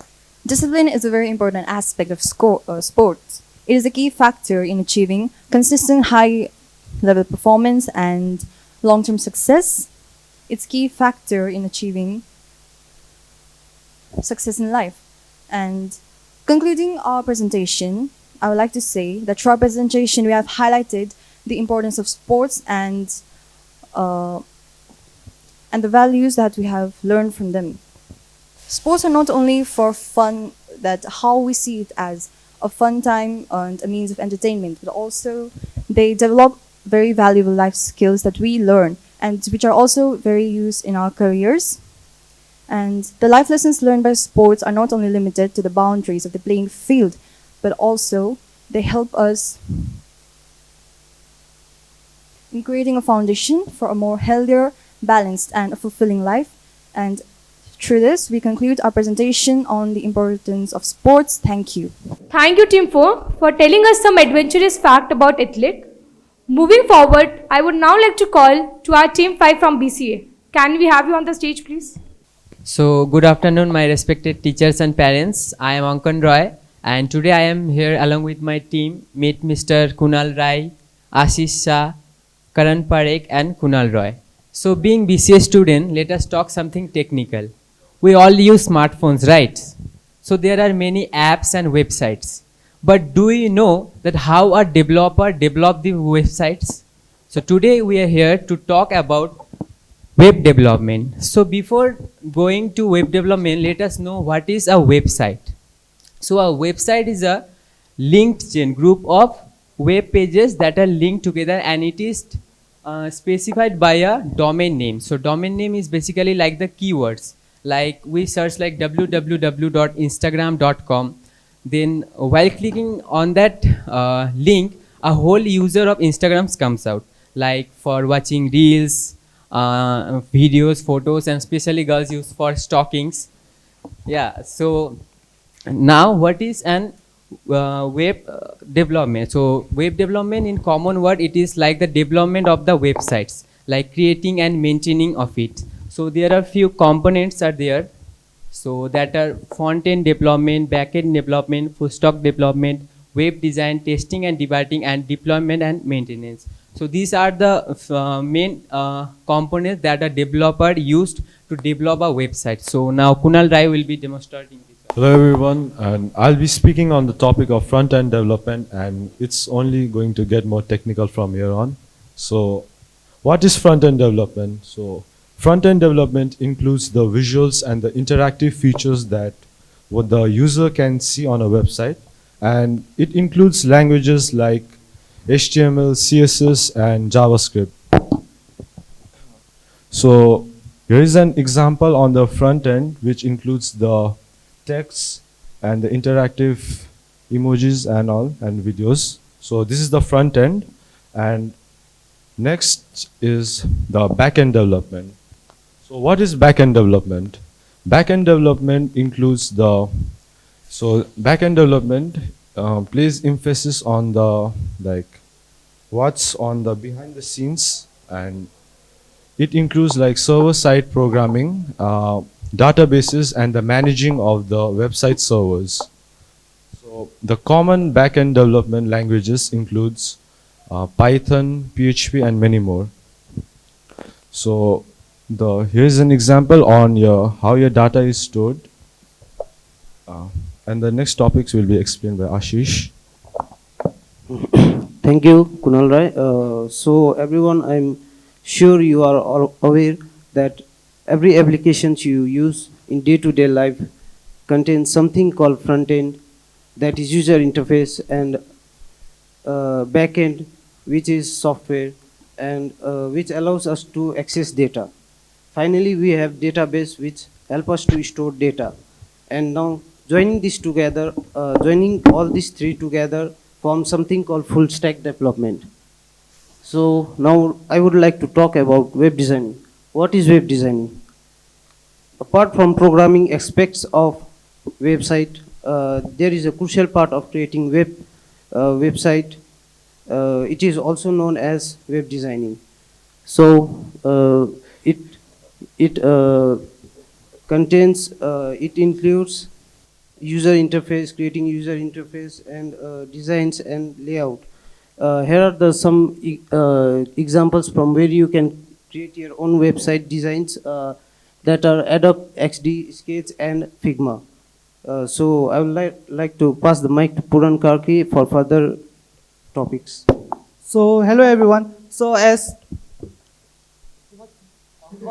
Ankan said, Karan Parekh, my name. So no, my name is not Karan Parekh. My name is Puran Karki. पता नहीं क्या सोच के इसने गलत नाम ले लिया.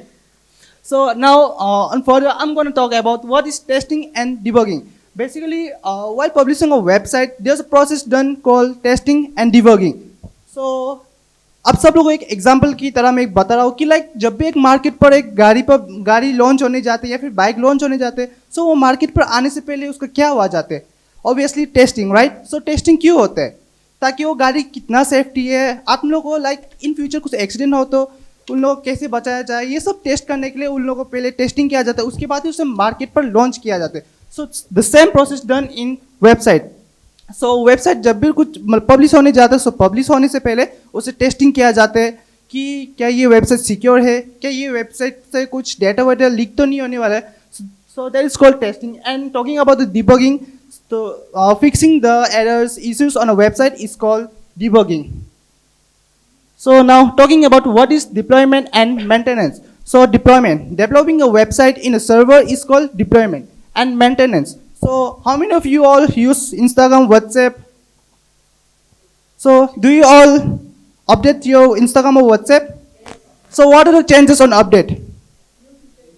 So right, so what is maintenance? So जब भी वेबसाइट पब्लिश हो जाते हैं उसके बाद उसे टाइम टाइम पर अपडेट दिया जाता है. क्यों?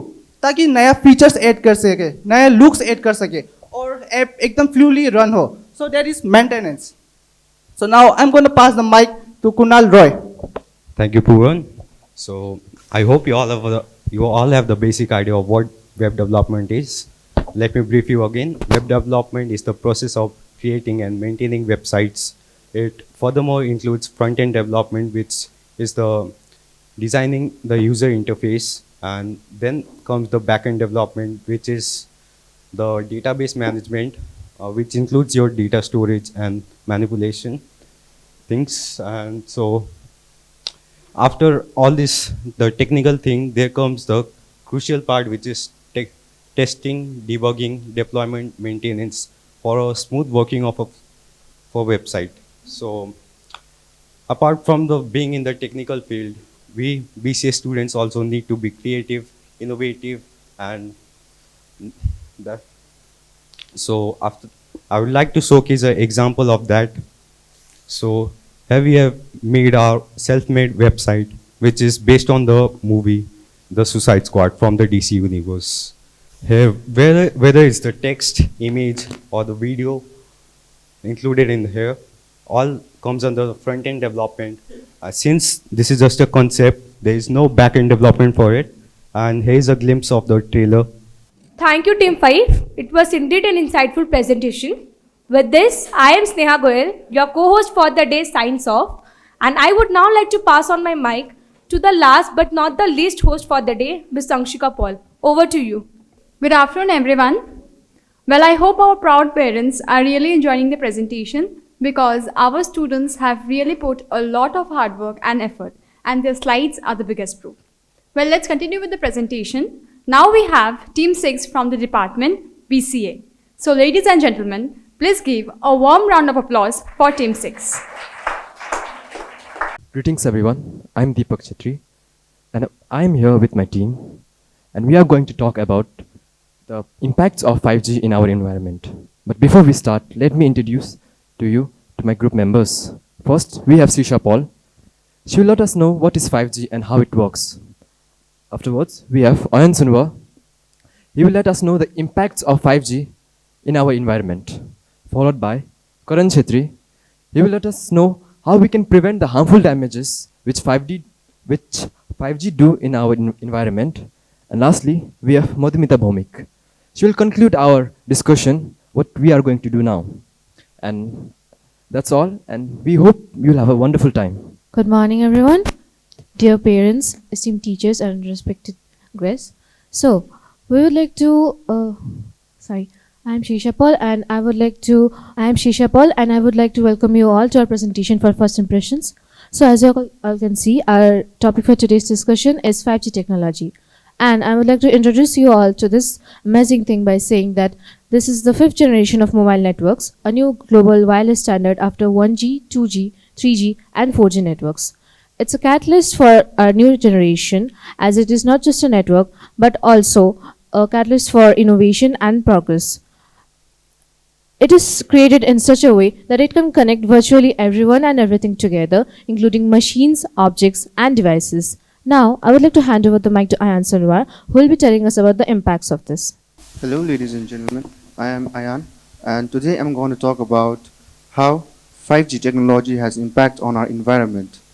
As we embrace the era of 5G technology, uh, and faster connectivity and enhanced communication, we need to think about the environmental impacts of these advancements.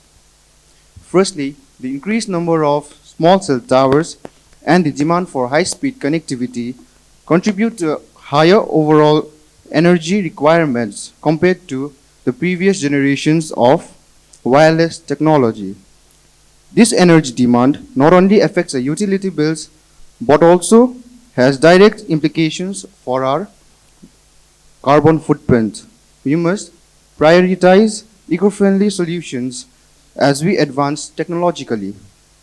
Secondly, the rapid pace of technological evolution in the era of 5G leads to concerning rise in electronic waste as devices become more obsolete.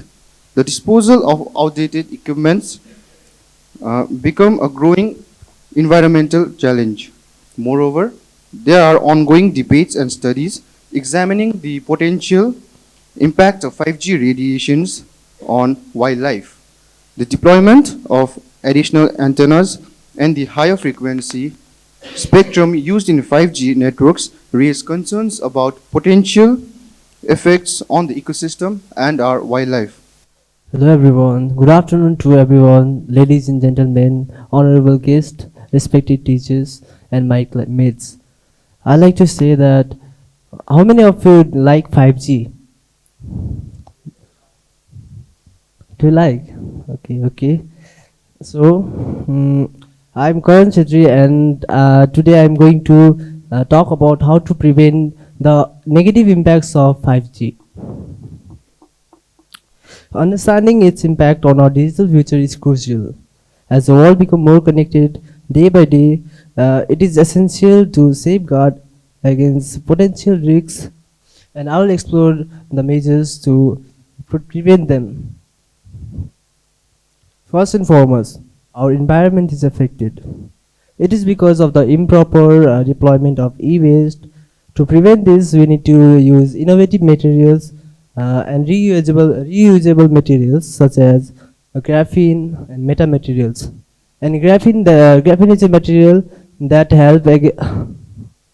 help us to shield against the 5G radiation, and this graphene and metamaterials offer us the promising solutions against the 5G. Secondly, establishing regulations standards for 5G technology to ensure safety and security of digital network is also mandatory. Collaboration between governments, industries and experts is essential to develop effective regulatory framework. Last but not the least, educating the public. Educating the public about the potential risks and benefits of 5G is also important. Empowering individuals and communities to make informed decisions about this will contribute in safeguarding our digital future. Thank you. Hello everyone. Thank you for your time and attention, and good morning all. So I am Madhumita Bhomik, and to conclude, firstly we are introduced to 5G technology, emphasizing its transformative impact to the connectivity, highlighting key features like faster speed and massive MIMO, learning that it is a catalyst for innovation and progress. And nextly, we learn about environmental effect of 5G, expressing concerns about the increased energy consumptions and electronical waste and potential effect on wildlife. And we learned about the eco-friendly solutions and consideration of technological choices. And lastly and finally, we discuss how to prevent negative impacts of 5G, proposing the use of innovative materials and regulatory frameworks, and the importance of public education to individuals in making informed decisions for secure digital future is emphasized. So as we wrap up, remember, innovation knows no limits. Thank you. Thank you, Team 7. for such an insightful presentation on 5G and its societal impact. Well, now let's move to our next team. So we have team 7 from the department BCA. Ladies and gentlemen, please give a warm welcome to team 7. Good afternoon, ladies and gentlemen. Welcome to the inskills session of Inspiria Knowledge Campus. Now, as of you all have heard about the innovative ideas that most of the students have come up with. Well, now let me take you on a drive to the mountains of technology. Technology is something the future depends on. But before we start, let me introduce myself and my team members. I, Chirag De, followed by Gungun Rani, Kunal Katwal, and Mohini Shah. So we all are here to present a presentation on a topic Q star, which is like the future generation of AI. But do you know what is AI? But before that, let me explain you with an example. I'll get a demo thing, just guess what it is. Okay, switch on. Hello humans. So do you guess what is it? Yes, it's a robot. So do you, let me ask you, throw a question on you. Well, how many of you have watched the movie Robot featuring Rajnikant? Yes, you all loved it, right? So robot is made up of computing program languages and AI, definitely. So now, as of now, many of us, like we students, colleagues, office workers, they use ChatGPT. ChatGPT is now the trendiest tool of our generation, where we use it for our convenience. And do you know who was the inventor of ChatGPT? Not Elon Musk. Company. Okay. Oh yes, it's OpenAI. OpenAI was the inventor of ChatGPT. OpenAI was, and the CEO of the company was Sam Altman. Sam Altman was the CEO of OpenAI. OpenAI introduced ChatGPT to the world. Then he was dismissed by the company, by the board of the company, because of some particular reasons. But Sam Altman did not lose hope. He came up with a new theory, a new bank to the future generation, which is called Q star, pronounced as Q and star. Okay, so Q star is a modern generation of ChatGPT, which has the ability, which has the tendency to surpass ChatGPT. But do you know, will it surpass? But it's just a theory. It's not up to the market, right? So this is the new innovation, new theory from Sam Altman. And Q star has human-like reasoning skills and cognitive skills that makes it easier for the humans to learn and grow. Well, to drive in more up to the altitude of the mountains, I'll like to pass on the mic to Kunal Katwa. Thank you, Chirag. Before going to Q star, what it can do, I'll be talking about what is strong AI. Strong AI is basically an artificial intelligence which has cognitive abilities just like humans, but it's way more better than, and it surpasses us. Strong AI is better than weaker AI. Weaker AI, for example, ChatGPT, it is an example of weak AI, which can only do works that have been coded into it, or it has been given a command by any other humans. Moving to AGI. AGI, which stands for Artificial General Intelligence. It is a strong AI and type of artificial intelligence which have cognitive abilities are far more than humans, which can learn by itself. It can do work by itself. It doesn't need any other human help.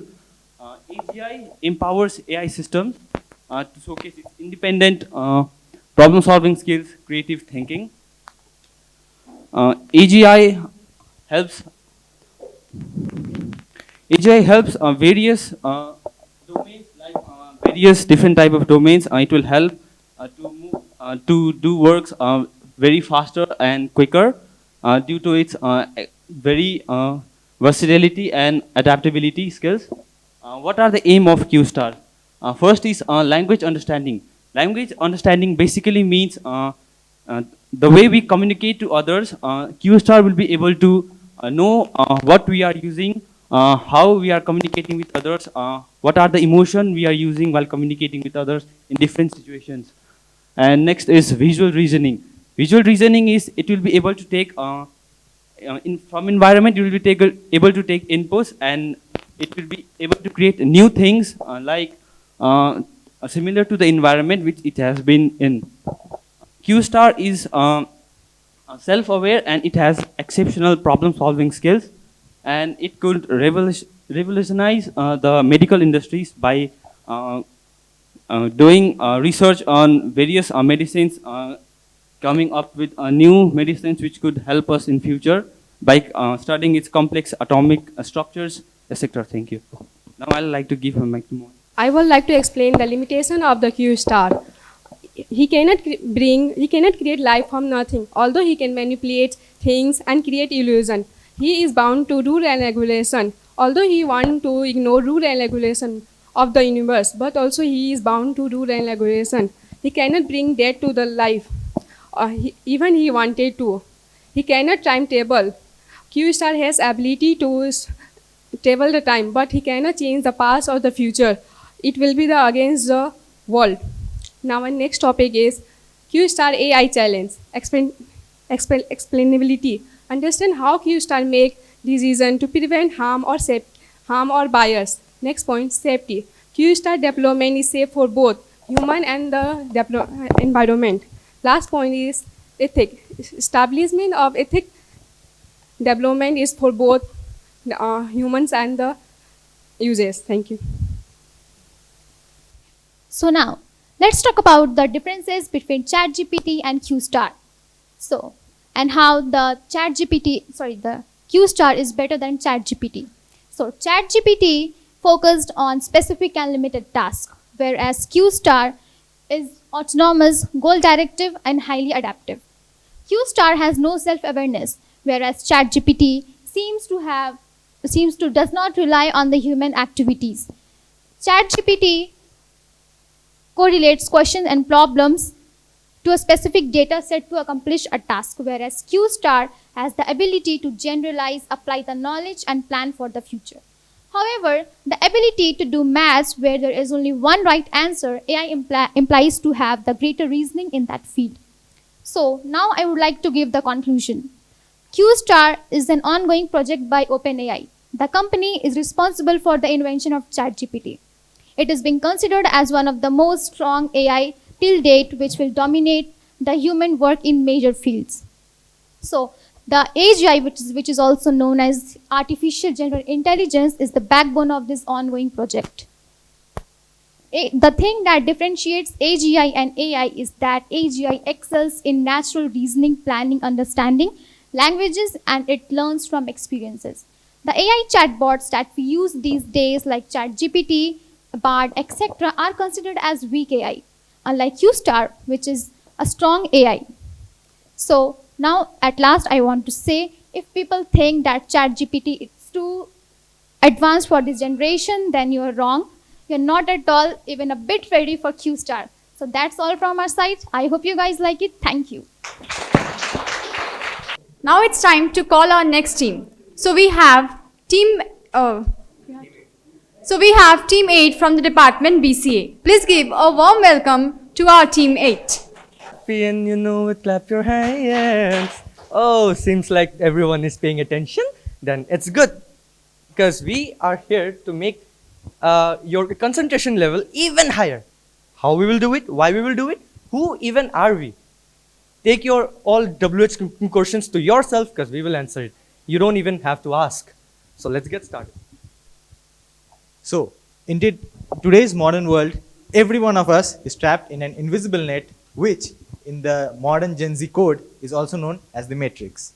Similarly, in my generation, every individual is facing a common problem of low attention span. Even as a college student, I find it difficult to attend 3 lectures in a row. So here we are, a group of Gen Zs solving a Gen Z problem. But Sujay, aren't you like 40 years old? No. Actually, you know what? I made a deal with a guy to stay 18 years old forever. You mean the devil? No, sweetie, it's not devil. I'm sure it's not devil. Acha, okay, tell me one thing. Did he do something like this? What? Now that you mention it, he actually did something like Definitely this. the devil. Definitely. Devil? Wait a minute, how do you know about it? Okay, so let's get started with the presentation. What? Okay. Professional. Let's get started. Okay, so around 4.5 billion years ago, our sweet little planet Earth was formed. And it was around 3.5 billion years ago when the first life was formed in it. And according to my memory, around 300,000 years ago, the first humans were roaming around it. They were fast actually.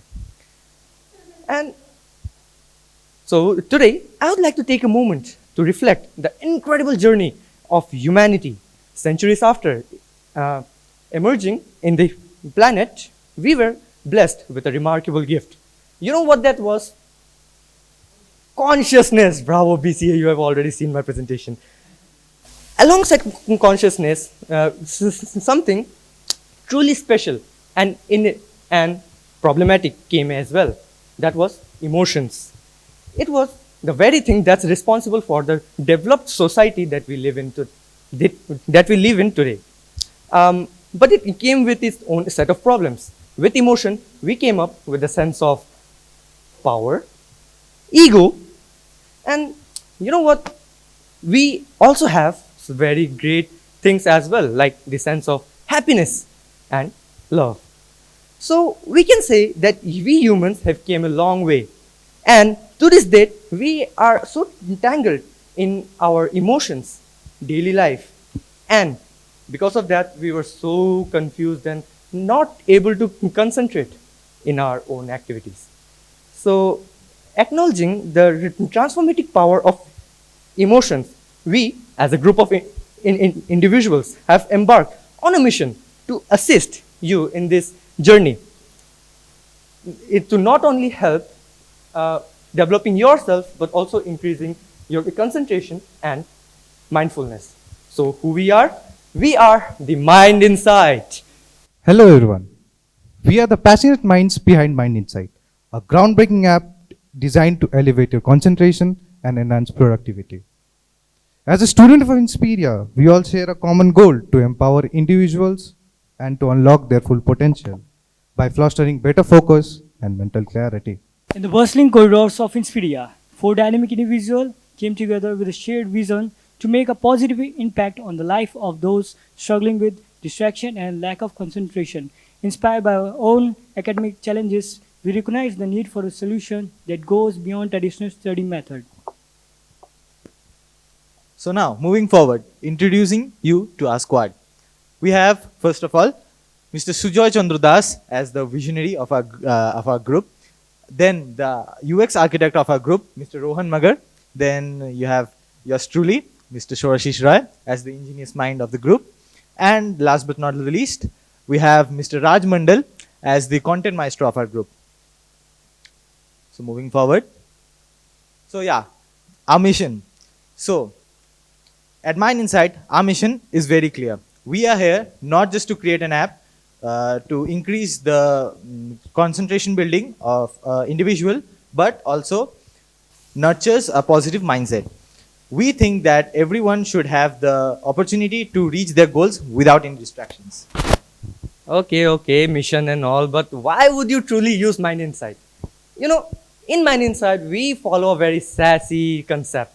The SAS, smart, specific, and accessible.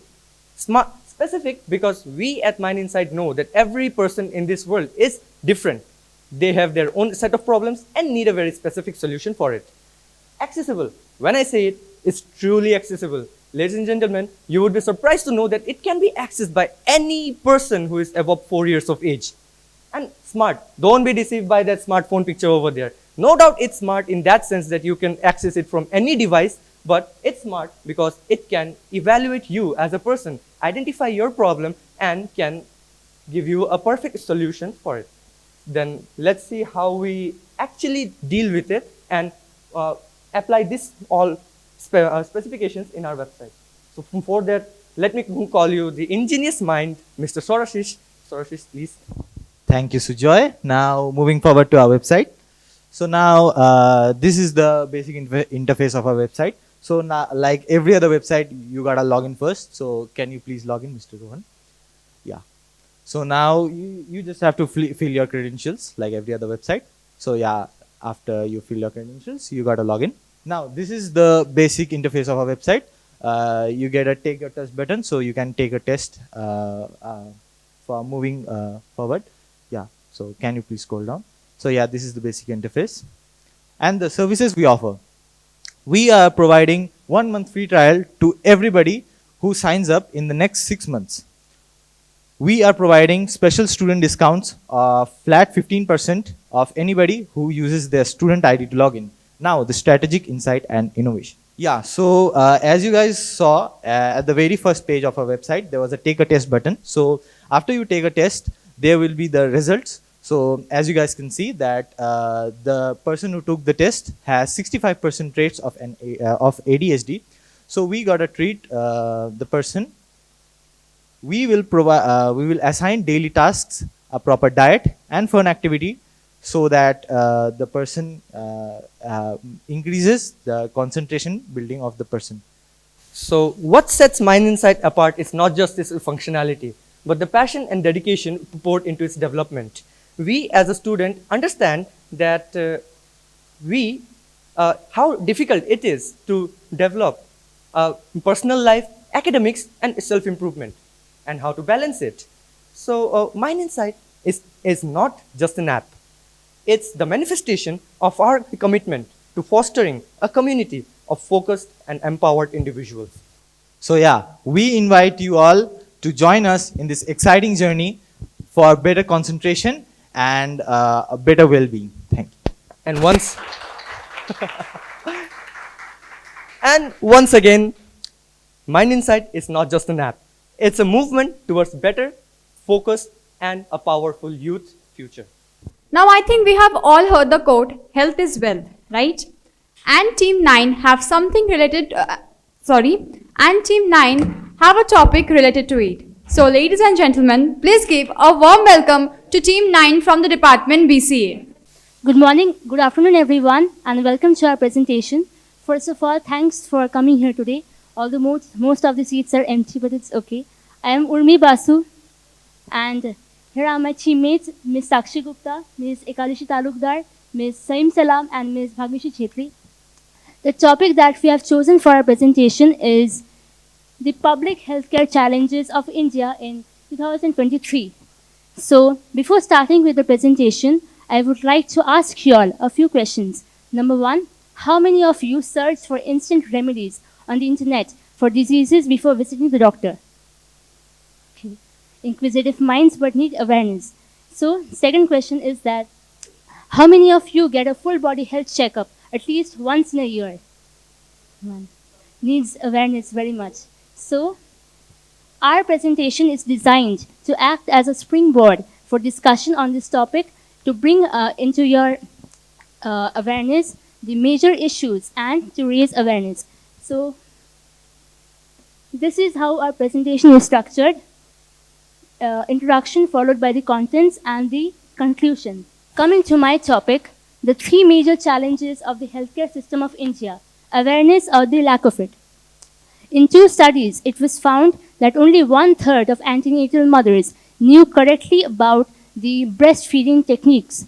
And in a study of urban Haryana, it was found that only 11.3% of adolescent girls knew about the reproductive health issues correctly. Such lack of awareness or negligence may be due to low educational status or poor functional literacy. So we must strive to raise awareness and encourage the younger generation to believe in the power of education for behavior change. Number 2 is the absence or the human power crisis in healthcare. So in a study of 2011, it was found that India has got approximately 20 healthcare workers for 10,000 population, which is very disappointing. So we must bring new measures so that the last Indian gets the chance to be treated by sensitive and trained healthcare workers. And lastly, affordability or the cost of healthcare.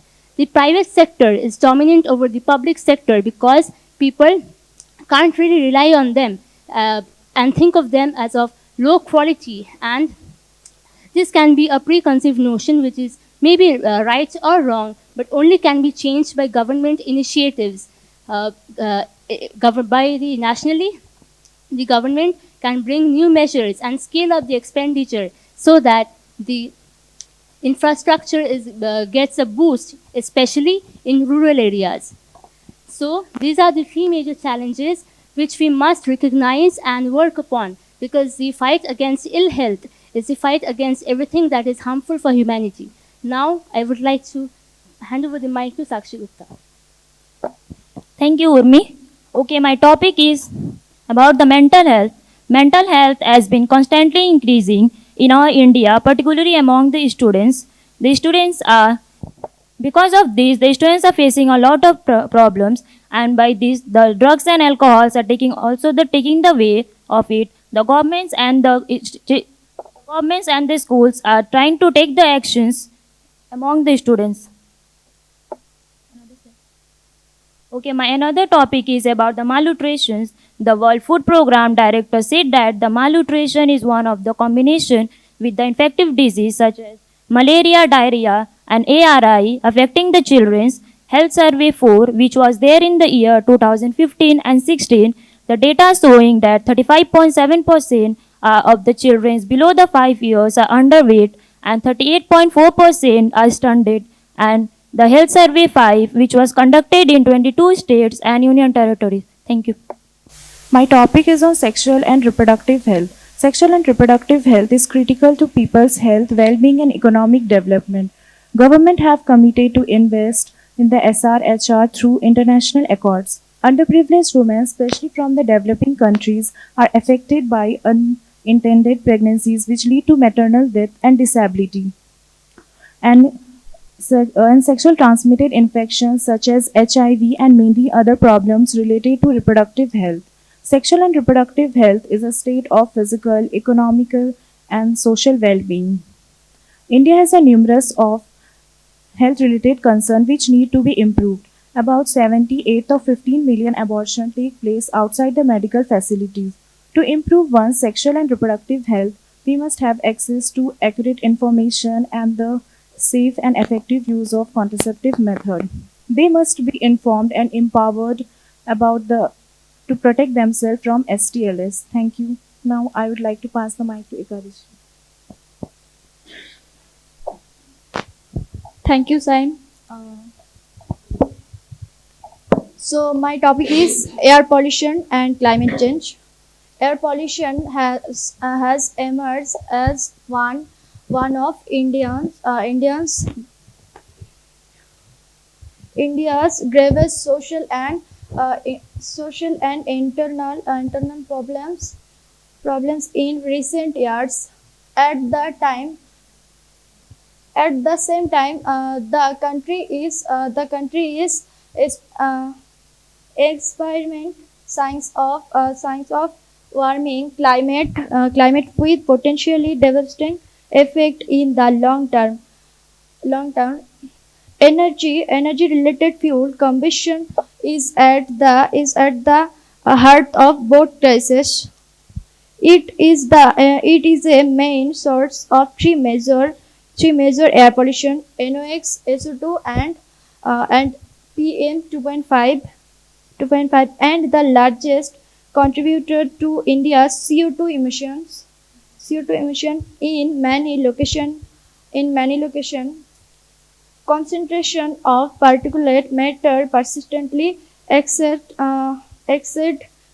recommended national and international standards with severe implication for public health.